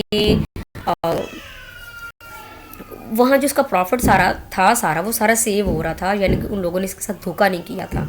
ये बड़ी मज़े की बात है इसमें जो मुझे लगती है। फिर ये यानी कि जब काफ़ी अमीर भी हो चुका है, फिर ये वापस अपने जाता है लंदन जाता है। वहाँ पर जाकर उसको पता चलता है कि इन 28 सालों में इसके वालिदा ने ये समझा था कि हमारा बेटा मर चुका है। तो लिहाजा उन्होंने, इसके बाप ने अपने इस बेटे के लिए विल में कुछ भी नहीं छोड़ा था, मरे हुए के लिए क्या छोड़ते वो। तो यहाँ पे फिर जो है वो इस चीज़ का माइंड भी नहीं करता, माइंड क्या करना था इसने। फिर ये शादी भी करता है और फिर इसके अलावा जो है एक और वॉयज पे जाता है, जो स्पेन जाता है, आई थिंक चीन भी जाता है, मुख्तलिफ जगहों पे जाता है। फिर जो ब्राज़ील में इसकी जो थी जो इसकी फार्चून थी वो इसको मिल जाती है और ये जो है एक अच्छी लाइफ गुजारता है। तो फिर इसका दिल करता है जो फिर जल्द ही ये अपने भतीजे को लेके अपने उस आइलैंड को देखने जाता है। तो वहाँ पे वो देखता है कि वहाँ पे पहले से बहुत ज़्यादा जो है इनोवेशंस आ चुकी हैं और बहुत से लोग जो है वहाँ पे हैबिटेट हो चुके हैं। तो ये एक काफ़ी बेहतरीन नावल था। इनके राइटर ने काफ़ी अच्छे तरीके से चीज़ को पोर्ट्रेट किया है। तो इसकी मैंने इसको 3 पार्ट्स में इस तरह से भी डिवाइड किया था। एक तो इसका वहाँ पे फंसने से पहले के जो वोजेस थे 5, और अबेंडेंस जब इसकी हुई थी 6ठा सफ़र था इसका, उस दौरान क्या कुछ हुआ। और शॉर्टकट में फिर आपको ये बताया गया है कि जो इसके 7th और 8 वॉइड्स थे, जिनके वहाँ से जब ये बच जाता है तो इसने फिर 2 मज़ीद सफ़र भी किए थे, एक घर की तरफ और दूसरा फिर से उस आइलैंड की तरफ। तो उस दौरान काफ़ी सारी जगहों पे और भी ये गया था, ठीक है। तो ये शॉर्टकट में समरी है। इसकी मूवीज़ मौजूद हैं, इसकी एनिमेशंस आपको मिलेंगी, बहुत कुछ इससे रिलेटेड आपको नेट पर मिल जाएगा। ये बुलेट्स में भी समरी लिख दी थी मैंने, ताकि आपको जो है था कि अगर ना समझ रहे इनको मुख्तलिफ चीज़ों को देखें, लेक्चर्स को देखें, तो आपको काफ़ी चीज़ें जो है अंडरस्टैंड हो जाएंगी। मुश्किल नहीं है, बस आपने इसको याद करने के लिए ना आपने इसको सादा रखना है कि पहले वो एक जगह पे गया, फिर दूसरी जगह पे गया, फिर तीसरी जगह पे गया। पहली दफ़ा तो वो गया नाकाम हो गया, फिर दूसरी दफ़ा गया तो वो कामयाब होगा, फिर तीसरी दफ़ा गया तो फिर इसका शिपरेक हो गया। फिर उसी दौरान इसको क्या किया लिया गया था, सॉरी शिपरेक नहीं होता हुआ था उस दौरान, जो इसको हाईजैक कर लिया गया था, तो इसको स्लेव बना लिया गया था। जब तीसरे सफर इसने किया था तब इसको स्लेव बना लिया गया था। फिर वहाँ से ये भागा और उस आइलैंड पर फंस गया था ये बंदा, ठीक है। इस तरह शॉर्ट फॉर्म में आप इसको याद रखेंगे तो याद करना आसान हो जाएगा। जब वहाँ पर जब फंस गया तो इसने तकरीबन 23 साल जो है बड़े सुकून से गुजारे। सुकून से मुराद ये कि गुजारता रहा, सर्वाइव करने के लिए जितनी भी चीज़ें चाहिए थी जिंदा रहने के लिए वो इसने सारी की। इसकी जो थीम्स हैं वो सर्वाइवल एंड सेल्फ रिलायंस है, यानी कि बार बार सर्वाइव, इंसान जो है वो जब मुश्किलात में फंस जाए तो सर्वाइव उसको कैसे करना चाहिए, कैसे कर सकता है इंसान। फिर यहाँ पे रहते हुए इसने काफ़ी सारी चीज़ें जो थी वो भी सीखी कि इंसान जो है ज़िंदगी, जो हमारी दूसरी लाइफ है, जो हमारी रेगुलर लाइफ है, जो हमारी एक कैजुअल लाइफ है, इंसान उसमें किस तरह मुसीबतों में फंसा हुआ था। और यहाँ पे एक और मज़े की चीज़ जो है कि इसको यहाँ पे रहते हुए पैसे की ज़रूरत नहीं थी, ठीक है। जब यहाँ पे ये रह रहा था इसको पैसे की ज़रूरत नहीं थी। जैसे ही ये इस आइलैंड से वो रेस्क्यू किया जाता है तो साथ इसको याद आता है कि मेरा तो ब्राज़ील में 28 साल पहले मैंने कारोबार शुरू किया था। ये फिर वहाँ पे जाता है क्योंकि इस ज़मीन पर रहने के लिए हमें पैसों की ज़रूरत होती है। आइसोलेशन है, लॉलीनेस है, उस आइसोलेशन में, तन्हाई में इसने फ़ील किया कि इंसान जो है अपने आप को पहचानता है, अपने रब से जुड़ जाता है। जिन लोग तो ज़ाहिर है गॉड का कॉन्सेप्ट है उनके पास, क्रिश्चियंस लोग हैं ना, तो ये फिर और ये अपने आप को काफ़ी अच्छा भी महसूस कर रहा होता है। लेकिन एटलीस्ट एक ऐसा टाइम आता है कि इसका दिल करता है कि मैं भी इंसानों के साथ जाके रहूं, यानी कि ये थक गया था अकेला रहता रहता, ठीक है। कॉलोनाइजेशन का थीम इसमें आपको बहुत स्ट्रांगली नज़र आएगा क्योंकि पहले इसको स्लेव बनाया गया था, लेकिन फिर इसने जो मैन फ्राइडे होता है उसको ये नहीं पूछा भाई तुम्हारा मज़हब क्या है, तुम्हारी लैंग्वेज क्या है, तुम्हारा कल्चर क्या है, बल्कि जैसे इसने उसको पकड़ा, एक बंदा था, उसको इसने अपने रंग में ढाल लिया, उसको अपना रिलीजन दिया, अपना वो जो था लैंग्वेज दी, अपनी अपना कल्चर दिया उसको, ठीक है। तो ये जो है ये थीम जो है ये आपको बड़ी स्ट्रांगली नज़र आएंगी इसमें। और स्पिरिचुअल वेकनिंग इसमें हो रही थी। सिविलाइजेशन जो थी, इंसान जो है सिविलाइजेशन में जब रहता है तो तब उसकी लाइफ और होती है और नेचर के साथ उसकी लाइफ और होती है। फ्रीडम जो था, यानी कि इंसान को आज़ादी भी चाहिए होती है, ठीक है। इसको आज़ादी चाहिए थी तभी तो ये वहाँ से भागा सैली से। फिर हैं जी हमारे पास पमेला। अच्छा, जो पमेला आपको नज़र आएगा ये 1740 या 41 में लिखा गया था, 40 या 41 के दरमियान में ये आपका लिखा गया था। तो उसमें क्या हुआ था कि ये नावल लोगों ने बहुत पसंद किया था और इसको देखते हुए राइटर ने सैमुअल रिचर्डसन ने खुद भी इसका सीक्वल लिखा था। लेकिन यानी कि उसमें ये बताने की कोशिश की गई थी कि पमेला जो है अब वो एक हाई स्टेटस की लड़की हो गई है, अब वो लाइफ कैसे गुजार रही है। लेकिन वो लोगों ने इतनी पसंद नहीं की थी क्योंकि फर्स्ट नावल में जो उसकी स्ट्रगल थी, जो एक वार्मनेस हमें मिलती है, जो एक इमोशंस मिलते हैं, वो ज़ाहिर है वो सेकंड वाले में तो नहीं थे। और फिर इसी को देख देख के शामिला भी लिखा गया, एक और नावल। इसी को देख देख के जोसेफ एंड्रयूज़ भी लिखा गया था। जोसेफ एंड्रयूज़ 1742 में जो पब्लिश करवाया गया था, ठीक है। तो उसमें जो है हेनरी फील्डिंग ने ये बताया था कि अगर औरतें खुद को अपनी वैनिटी को, अपनी चैस्टिटी को कायम रख सकती हैं तो आदमी भी रख सकते हैं, ठीक है।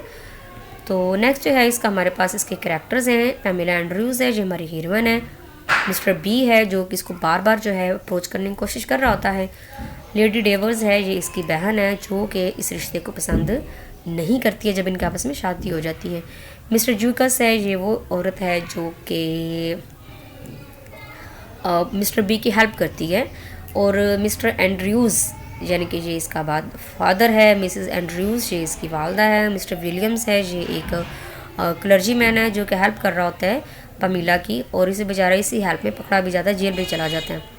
उसके बाद पमीला की मिस्टर जैरविस होती है, ये पमीला की हेल्प करती है और पमीला जो है अपने तमाम मसाइल जो है इसको बताती होती है और इसको अच्छे मशवरे भी दिया करती थी, ठीक है। ये नेक्स्ट है हमारे पास इसकी शॉर्ट सी समरी मैंने लिखी हुई है। होता ये है कि पमीला जो है ये एक एपिस्टोलरी नावल है। एपिस्टोलरी नावल वो नावल्स होती है जिसमें कि हमें पूरी कहानी जो है वो नॉवेल्स या डायरीज के थ्रू पता चलती है। हम किसी की डायरी पढ़ते हैं या किसी का नावल वो लेटर्स पढ़ते, फिर पता चलता है कि इस स्टोरी में हो क्या रहा था, ठीक है। तो इस स्टोरी में जो पैमिला है असल में वो अपने वालिदैन को ख़त लिखती थी, तो उन्हीं ख़तों को कंपोज करके हमने एक नावल बना लिया है। जोसेफ सॉरी उसने सैमुअल रिचर्डसन ने ये कोशिश किया बताने की जो कहानी है ये सारी मैंने कहाँ से उठाई है, पैमिला के लेटर से उठाई है, ठीक है। ये उसने एक ये जो है ना कंसेप्ट दिया है इस नावल में।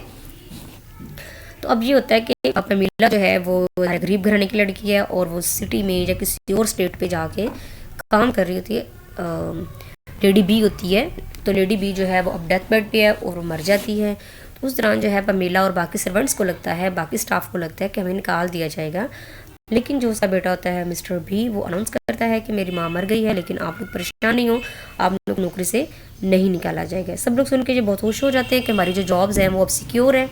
तो उस दौरान फिर क्या होता है कि जो पैमिला ज़ाहिर वहाँ पे काम कर रही है और ये अपने पेरेंट्स को साथ साथ आ भी रही है, लेकिन जो मिस्टर बी होता है वो इसकी खूबसूरती से, इसके करैक्टर से काफ़ी ज़्यादा इंप्रेस हो जाता है। वो उसको बार बार अप्रोच करता है, बार बार इसको सेड्यूस करने की कोशिश करता है, लेकिन ये जो लड़की है ये अपने आप को सेव रखती है। तो यहाँ पे फिर जो होती है वो मिसेस जर्विस को बताती भी है कि मेरे साथ ये कुछ हो रहा है और अपने घर वालों को भी बता रही होती है। तो उसके जो घर वाले हैं वो कहते हैं ठीक है, अगर वो बंदा आपको तंग करता है तो आप वापस आ जाओ, उधर ना रहो, ठीक है। गरीब पेरेंट्स होते हैं लेकिन अच्छे होते हैं, वो कहते हैं कि बेटा वापस आ जाओ अगर वो बंदा आपको तंग कर रहा है। अब ये उस दौरान जो है फिर इसको काफ़ी तरीक़ों से तंग करता है और कभी इसके मतलब खिड़की से झांक रहा है, कभी यकदम कमरे में आ जाता है, इस तरह की ये काम करता है। तो जो ज़ाहिर लड़की होती है परेशान हो जाती है। फिर ये क्या करती है कि इसको कहता है चलो ठीक मैं तुम्हारे घर पहुंचा देता हूँ, लेकिन घर पहुंचाने की बजाय ये इसको अपने ही किसी और घर में भिजवा देता है। यानी कि ज़ाहिर है ये स्टेट थी इसकी, तो स्टेट ESTAT स्टेट होती है, तो उसमें ज़ाहिर काफ़ी सारा एरिया आ जाता है।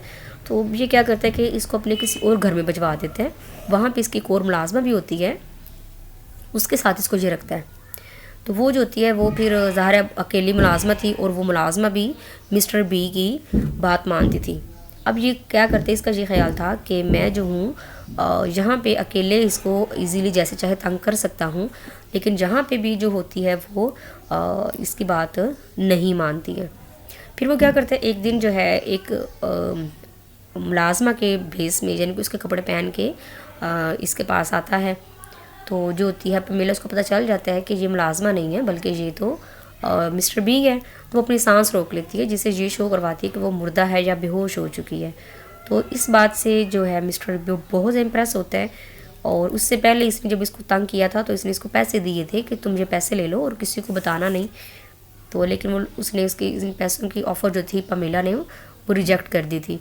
अब जब ये देखते इसको कि ये इतनी मतलब मेरी कोशिशों के बावजूद इतनी मैंने इसको लालच भी दी है, ये लड़की मेरी बात नहीं मानती, फिर वो जो है इससे मतलब इमोशनली जो है इससे अटैच हो जाता है। फिर तो इसके बाद जो है वो इसको कहते हैं ठीक है तुम जाना चाहते हो तो तुम जा सकती हो।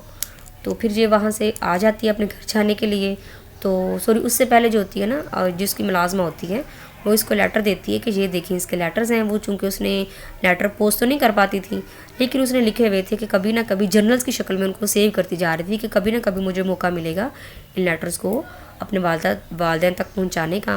उस दौरान एक बंदा होता है, क्लर्जी मैन होता है मिस्टर विलियम्स, वो इसकी हेल्प करने के लिए आता है, लेकिन जो होता है मिस्टर बी उसको पता चल जाता है, लिहाजा वो उस बंदे को जेल भिजवा देता है।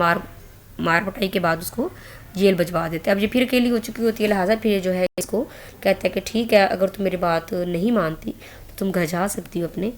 तो वो यानी कि फिर ये इसके साथ उसका जो रवैया वो नरम हो जाता है, कहता है ठीक है तुम घर चली जाओ। तो ये जब घर जाने के लिए वहाँ से निकलती है तो रास्ते में इसको मिस्टर बी का लेटर मिलता है, जिसमें इसको ये बताता है कि शुरू में मैं फ़िज़िकली तुमसे रिलेशन कायम करना चाह रहा था, लेकिन अब मैं वाकई में तुम्हारी इस जो तुम्हारा ईमानदारी है, जो तुम्हारी अपने आप सिंसियरिटी है, उसको देख मैं बहुत इम्प्रेस हुआ हूँ। तो अब मैं वाकई तुमसे इमोशनली जो हूँ वो फीलिंग्स आ गई हैं मेरे अंदर। तो ये सुन के जो होती है पैमिला जो होती है वो थोड़ा सा उसके दिल में आता है कि ठीक है अच्छी बात है। इसके बाद फिर जो है वो एक और लेटर उसको रास्ते में ही मिलता है कि मिस्टर बी जो है वो बीमार हो गए हैं। तो ये जो होती है इसको मिस्टर बी जो होते हैं ये भी उनकी तरफ अट्रैक्ट हो जाती है और इस बात को काफ़ी जो क्रिटिक्स हैं उन्होंने इसको बहुत ज़्यादा नापसंद भी किया है कि ये पहले तो उसको हर बात पे ना कह रही थी और अब जो है वो इतनी जल्दी वो मान गई है। तो मेरा ख्याल ये है कि उससे पहले जो थी उसकी इंटेंशंस, मिस्टर बी की इंटेंशंस गलत थी, इस वजह से वो जो थी हर टाइम हर दफ़ा उनको रिफ्यूज़ करती थी। ये तो अब चूँकि वो जो था अब उसको इसकी इमोशंस की परवाह थी, वो इसके साथ एक प्योर रिलेशन रखना चाहता था, इस वजह से जो पमेला है वो अब इम्प्रेस हुई थी इस बंदे से। ठीक है, पहले उसकी नज़र में ये एक विलन था लेकिन अब एक हीरो बन चुका था। फिर इसी दौरान जो इसका बाप अपनी बेटी का पता करने के लिए आता है तो उसको पता चलता है कि ये दोनों यहाँ पे हैप्पी हैं, तो वह भी बहुत खुश हो जाता है। इन दोनों की फिर शादी हो जाती है। तो लेकिन जो इसकी बहन होती है उसको बहुत बुरा लगता है मेरा भाई जो है एक, हाँ हाँ जी, अब इसमें क्या था कि इन दोनों की आपस में शादी हो जाती है और उससे पहले उसको कहता है कि मैं तुमसे शादी तो कर सकता हूँ लेकिन हमारा जो क्लास डिफरेंस बहुत ज़्यादा है। तो वो फिर उसको पमीला को छोटी छोटी चीज़ें सिखाता है खुद या मुलाजमों के थ्रू कि तुम्हें एक हाई स्टेटस की लेडी बनने के लिए क्या कुछ करना चाहिए, उठने बैठने का स्टाइल, ये सब कुछ वो सिखाता है।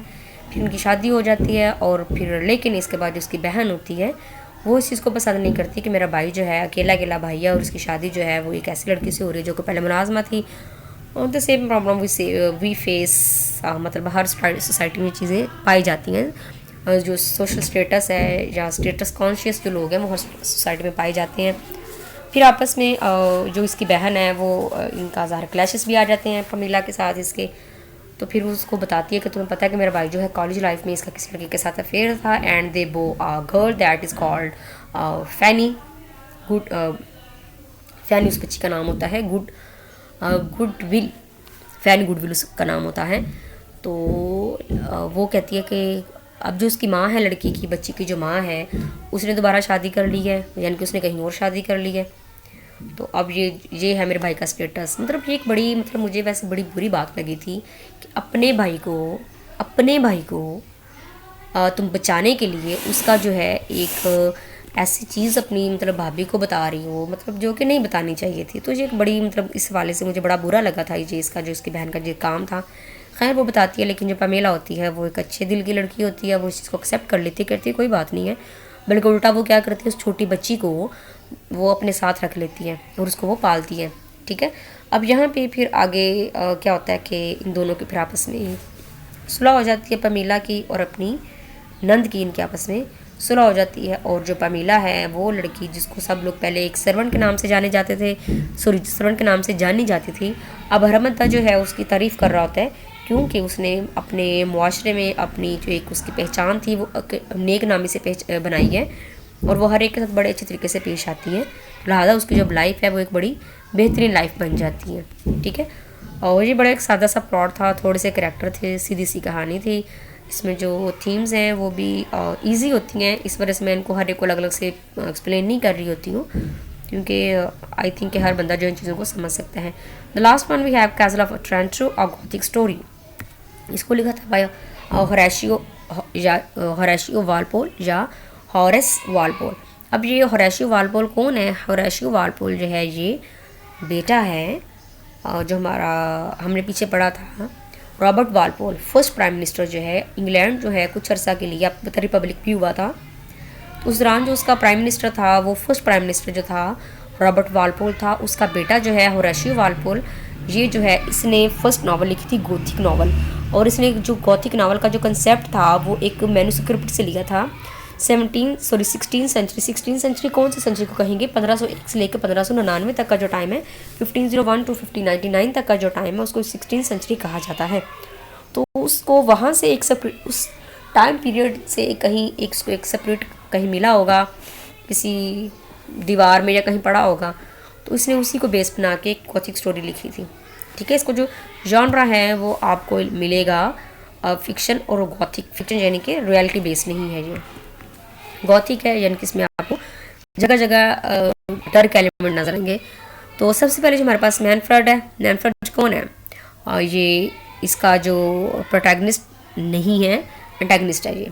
ठीक है, और ये जो आपको ग्रीन नज़र आ रहे हैं ये वाले जो दो हैं फ्रेडिक और इजाबेला, ये दोनों बाप बेटी हैं। यहाँ पे जेरोम और थियोडोर ये दोनों बाप बेटा हैं।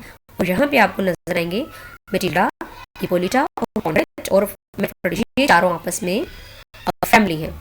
मैनफ्रेड जो है इसने क्या किया है, अपने बेटा कॉन्रेड जो है इसकी शादी का इंतजाम शुरू किया हुआ है और आज इसकी शादी भी है और आज इसका बर्थडे भी है।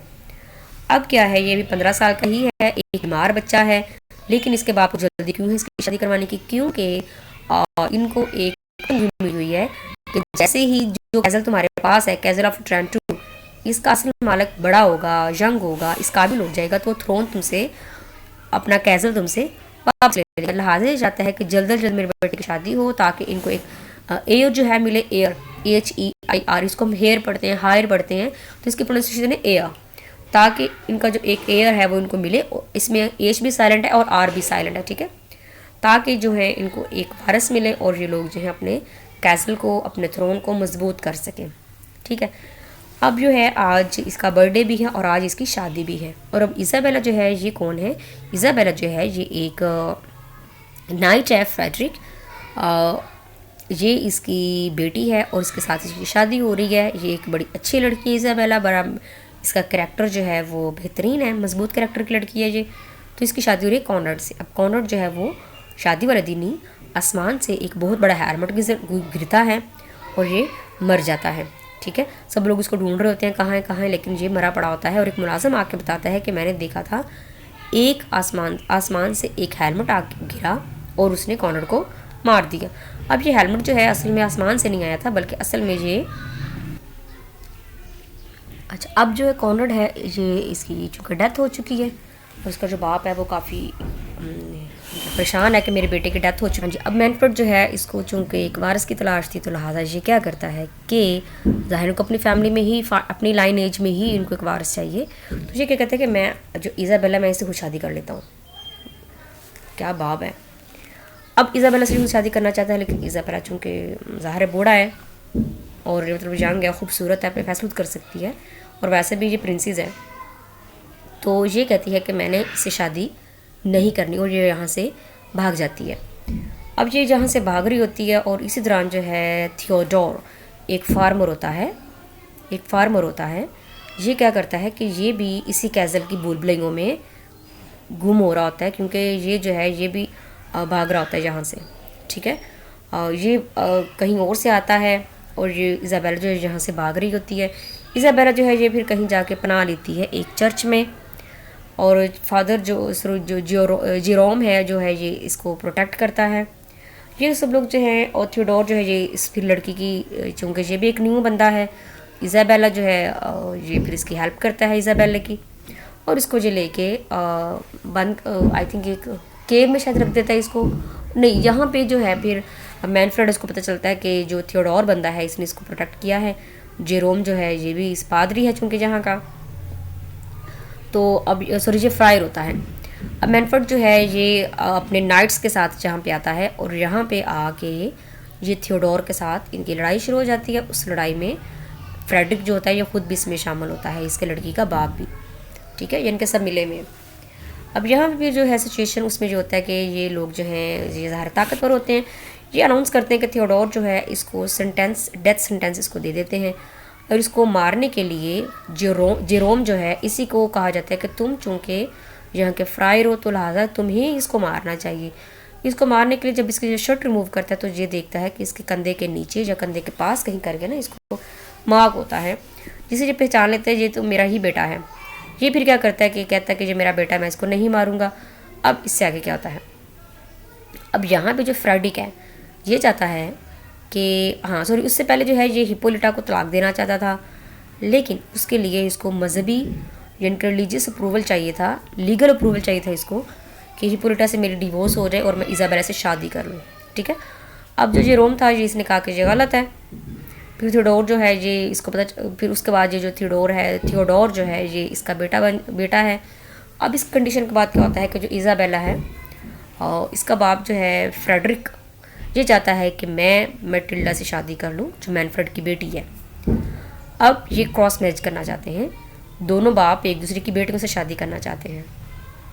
मैटिल्डा भी एक बहुत खूबसूरत लड़की है, बहुत पायस है, बहुत वर्चुअस है, लेकिन जो इज़ाबेला है वो भी ऐसी है। अब जो दोनों जो एक बदमाश किस्म के, घटिया किस्म के जो इनके दोनों के बाप हैं, वो इन दोनों की एक दूसरे से मतलब इनकी बेटियों से शादी करना चाहते हैं।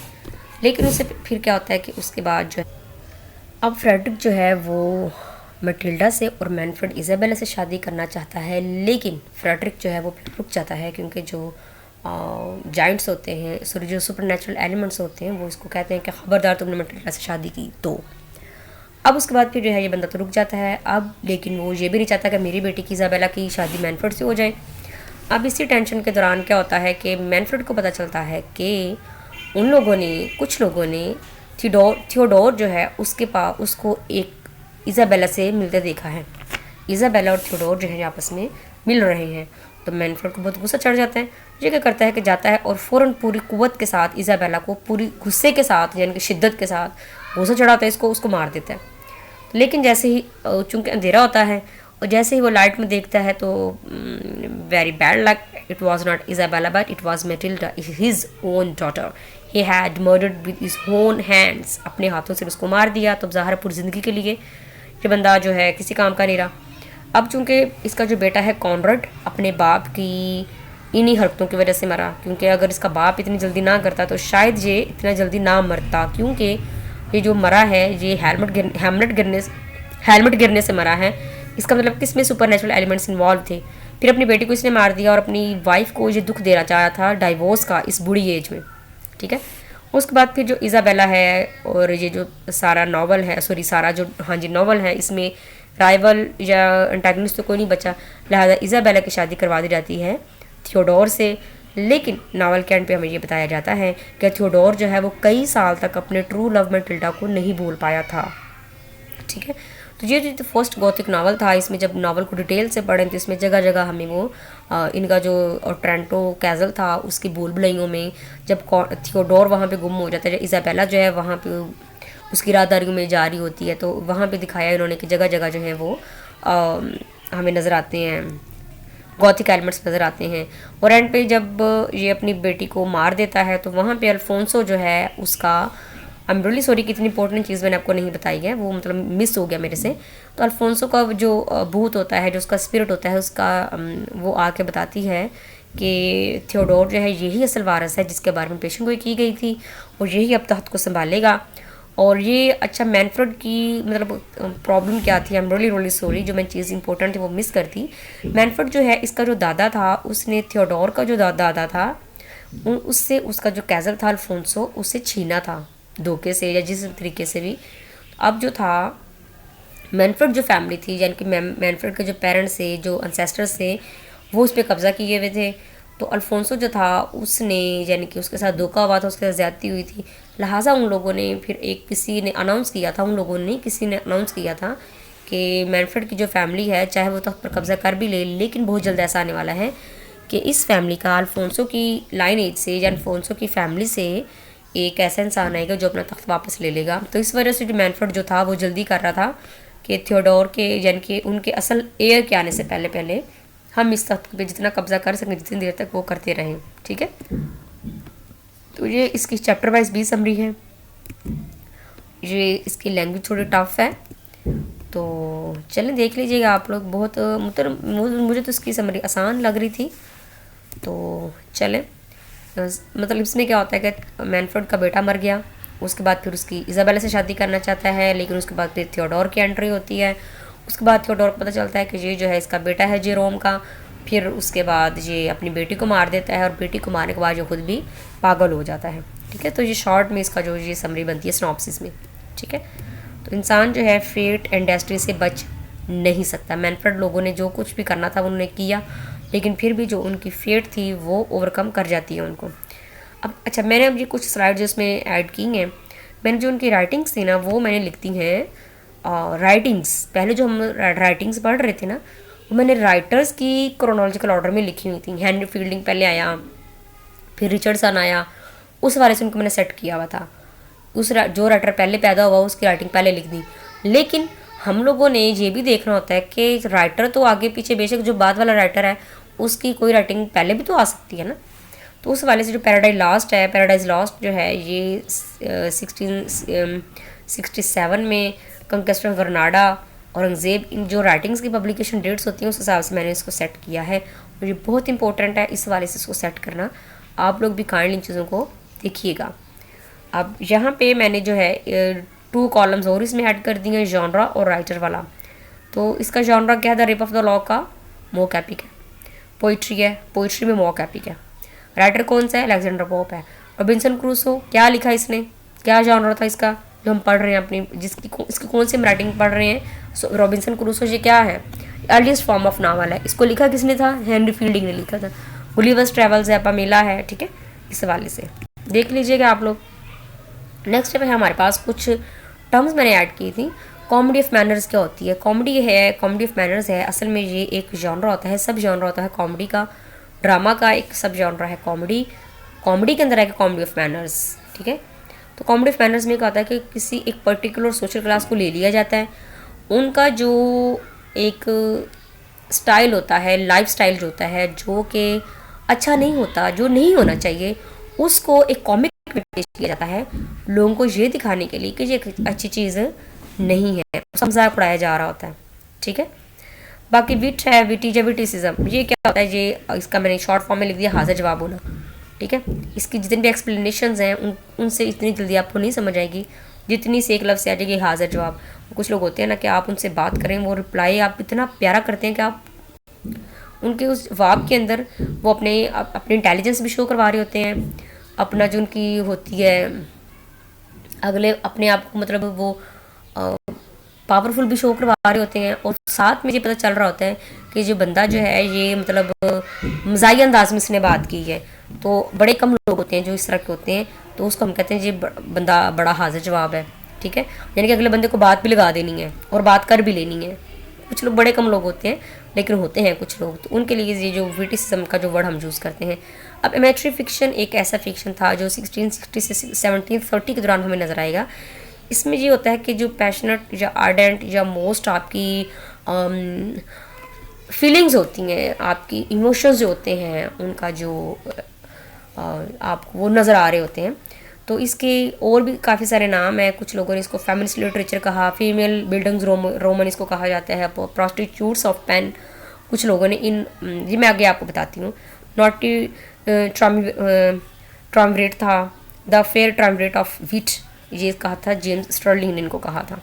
अब ये था क्या, उस टाइम पे आपको पता है कि मेल सोसाइटी थी है हमारे, तो अभी भी मतलब जो मेल सोसाइटी होती है उसमें औरतों को लिखने की परमिशन नहीं है, यानी कि वो लोग जो हैं अपने आप को शो ऑफ नहीं करवा सकती होती आसानी से। उस टाइम पे कुछ औरतों ने लिखना शुरू किया था अपने इमोशंस के बारे में, अपनी फीलिंग्स के बारे में, जो उनके ख्यालात थे। और इन नॉवेल्स में, इन राइटिंग्स को लिखने वाली भी औरतें होती थी और उनको पढ़ने वाली भी औरतें होती थी, क्योंकि थोड़ा इन्होंने इसमें ओपनली बात की होती थी। इसमें जो इमोशंस जो होते हैं, जो लस्ट होती है, उसको बड़ा ओपनली बयान किया जाता था, बार बार बयान किया जाता था। तो इस वजह से ऐसा जो नावल था, जो औरतें थीं वो ये चाहती थी, वो ये समझती थी कि ये जो हम लिख रही हैं इतना मतलब ईजीली हम लिख रही हैं, तो इसको औरतें पढ़ें तो ज़्यादा बेहतर है। लेकिन उसको आदमी भी ज़ाहिर पढ़ते थे। तो उस टाइम पे वो जो औरतें इस तरह का लिटरेचर लिख रही थी, उसमें वो क्या शो करवा रही होती थी, एक फीमेल प्रोटैगनिस्ट है, और वो आम तौर पे किसी मेल को अप्रोच करने के लिए इस तरह के काम किया करती थी, और यानी कि अपनी जो उसकी फीलिंग्स होती थी उसको फुलफिल करने के लिए वो गलत रास्ता इख्तियार भी कर लेती थी। लेकिन इसकी जो एंडिंग होती थी उसमें ये रिग्रेट नहीं दिखाया जा रहा होता था, ठीक है। उसमें बस ये दिखाया जा रहा था कि उसने अपना जो भी उसके दिल में आया उसने कर लिया, ठीक है, ठीक हो गया। लेकिन यहाँ पे रिग्रेट नहीं होगा, और जो है वो ये नहीं दिखाई जाएगी, बेचारी नहीं दिखाई जाएगी। उसने काम करना था, उसने कर लिया, जो भी उसकी इंटेंशंस थी उसने फुलफिल कर ली हैं, ठीक है।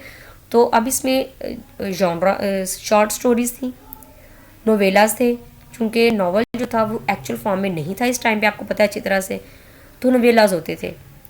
और नोवेलाज होते हैं वो नावल जितने लंबे नहीं होते हैं, ठीक है।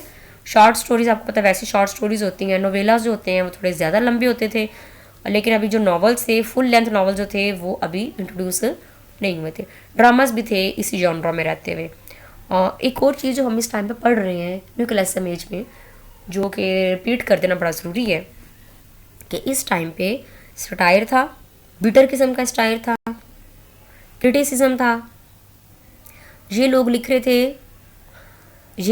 थे अपनी तरफ से पढ़ी लिखी सोसाइटी के लिए। लिहाजा ये लोग जो थे बड़े वो डीप किस्म के मीनिंग यूज़ करते थे, यानी कि जिसको क्वालिफाई लोग ही पढ़ समझ सकते हैं, अंदाज़ा लगा सकते हैं। लेकिन एक और चीज़ जो थी इस टाइम पे बड़ी सामने आ रही थी, वो थी वल्गैरिटी। ठीक है, तो वो आपको हर जगह नज़र आएगी। तो इस टाइम पे औरतें जो थी उनने कहा कि सिर्फ जो मेल हैं वही अपने पॉइंट ऑफ व्यूज़ बताते हैं, सिर्फ मेल ही अपने पॉइंट ऑफ व्यू से लिखते हैं, सिर्फ मेल ही उसको पढ़ते हैं, मेल ही उसको यूज़ करते हैं। क्यों ना फीमेल भी लिखें, फीमेल के पॉइंट ऑफ व्यू से लिखें, फीमेल अपनी इमोशंस खुद ही लिखेंगी तो वो ज़्यादा बेहतर होगा। लिहाजा इस टाइम पे फीमेल्स ने लिखना शुरू किया जो वो सोचती हैं, जो वो चाहती हैं, जो होना चाहिए फीमेल के हवाले से। ठीक है, तो ये उन्होंने लिखना शुरू किया उस टाइम पे। तो उसमें हमारे पास जो 3 मेजर नाम आते हैं, एफ्रा बहन का नाम है, डेला राइवियर मैनली और लिजा हेवुड। अब इनको क्या कहा जाता है? इनको कहा जाता है तीनों को मिला के प्रॉस्टिट्यूट्स ऑफ पेन, क्योंकि ये बड़ा ओपनली लिखती थी इस वजह से। फीमेल बिल्डिंग्स क्या होता है कि जिसमें जो प्रोटैगनिस्ट होता है उसकी लाइफ का काफ़ी ज़्यादा जो टाइम पीरियड है वो शो करवाया जाता है, उसकी ग्रोथ हो रही होती है मेंटली और फिजिकली, यानी कि वो एज वाइज बड़ा हो रहा होता है और वो मेंटली जो है वो स्ट्रॉन्ग भी हो रहा होता है। नॉट ट्राइमरेट इसको कहा जाता था। ट्राइमरेट कहते हैं 3 लोगों का जो ग्रुप होता था एंशिएंट रोमन में, 3 लोग जब मिलकर हुकूमत कर रहे होते थे उसको कहा जाता था। तो ये 3 औरतें जो थीं ये भी इस टाइम पे ये काम लिख रही थी इस स्टाइल में, तो इस वजह से इनको ये नाम दिया गया। अब ये नाम इनको दिया किसने था? एक्चुअली में ये नाम इनको दिया था जेम्स स्टर्लिंग ने इनको ये नाम दिया था। और जो यहाँ पे सबसे पहले इसको इस स्टाइल में लिखना शुरू किया था एफ्रा बहन ने। एफ्रा बहन ये वो औरत है, ये बड़ा अच्छा लगा था जिसने के अपनी राइटिंग को, अपने लिखने पढ़ने के काम को ही अपना वे ऑफ अर्निंग बनाया था। तो ये पहली औरत है जिसने लिखने पढ़ने से अर्निंग शुरू की थी।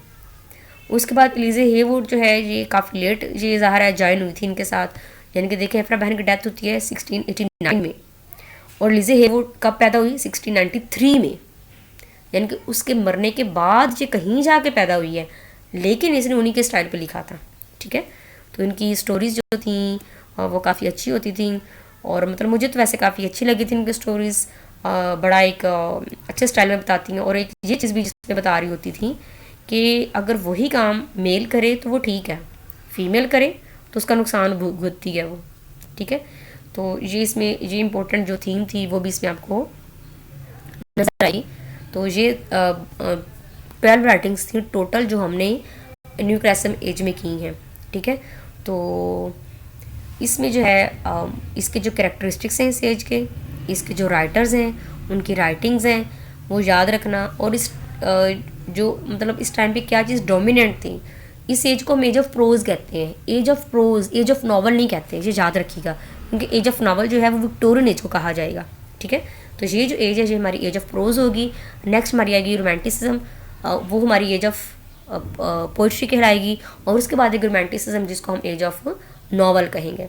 ठीक है, तो इस टाइम पे नॉवल जो सॉरी प्रोज जो था वो डोमिनेंट हो रहा था। इस टाइम पे स्टाइल था, वल्गैरिटी थी। ठीक है, इन चीज़ों का जब आप जहन में रख के लिटरेचर तैयार करेंगे अपना तो इंशाल्लाह आपके लिए आसानी हो जाएगी। बाकी कोई चीज़ आपको नहीं समझ आती तो आप मैसेज करके पूछ सकते हैं। अल्लाह हाफिज़।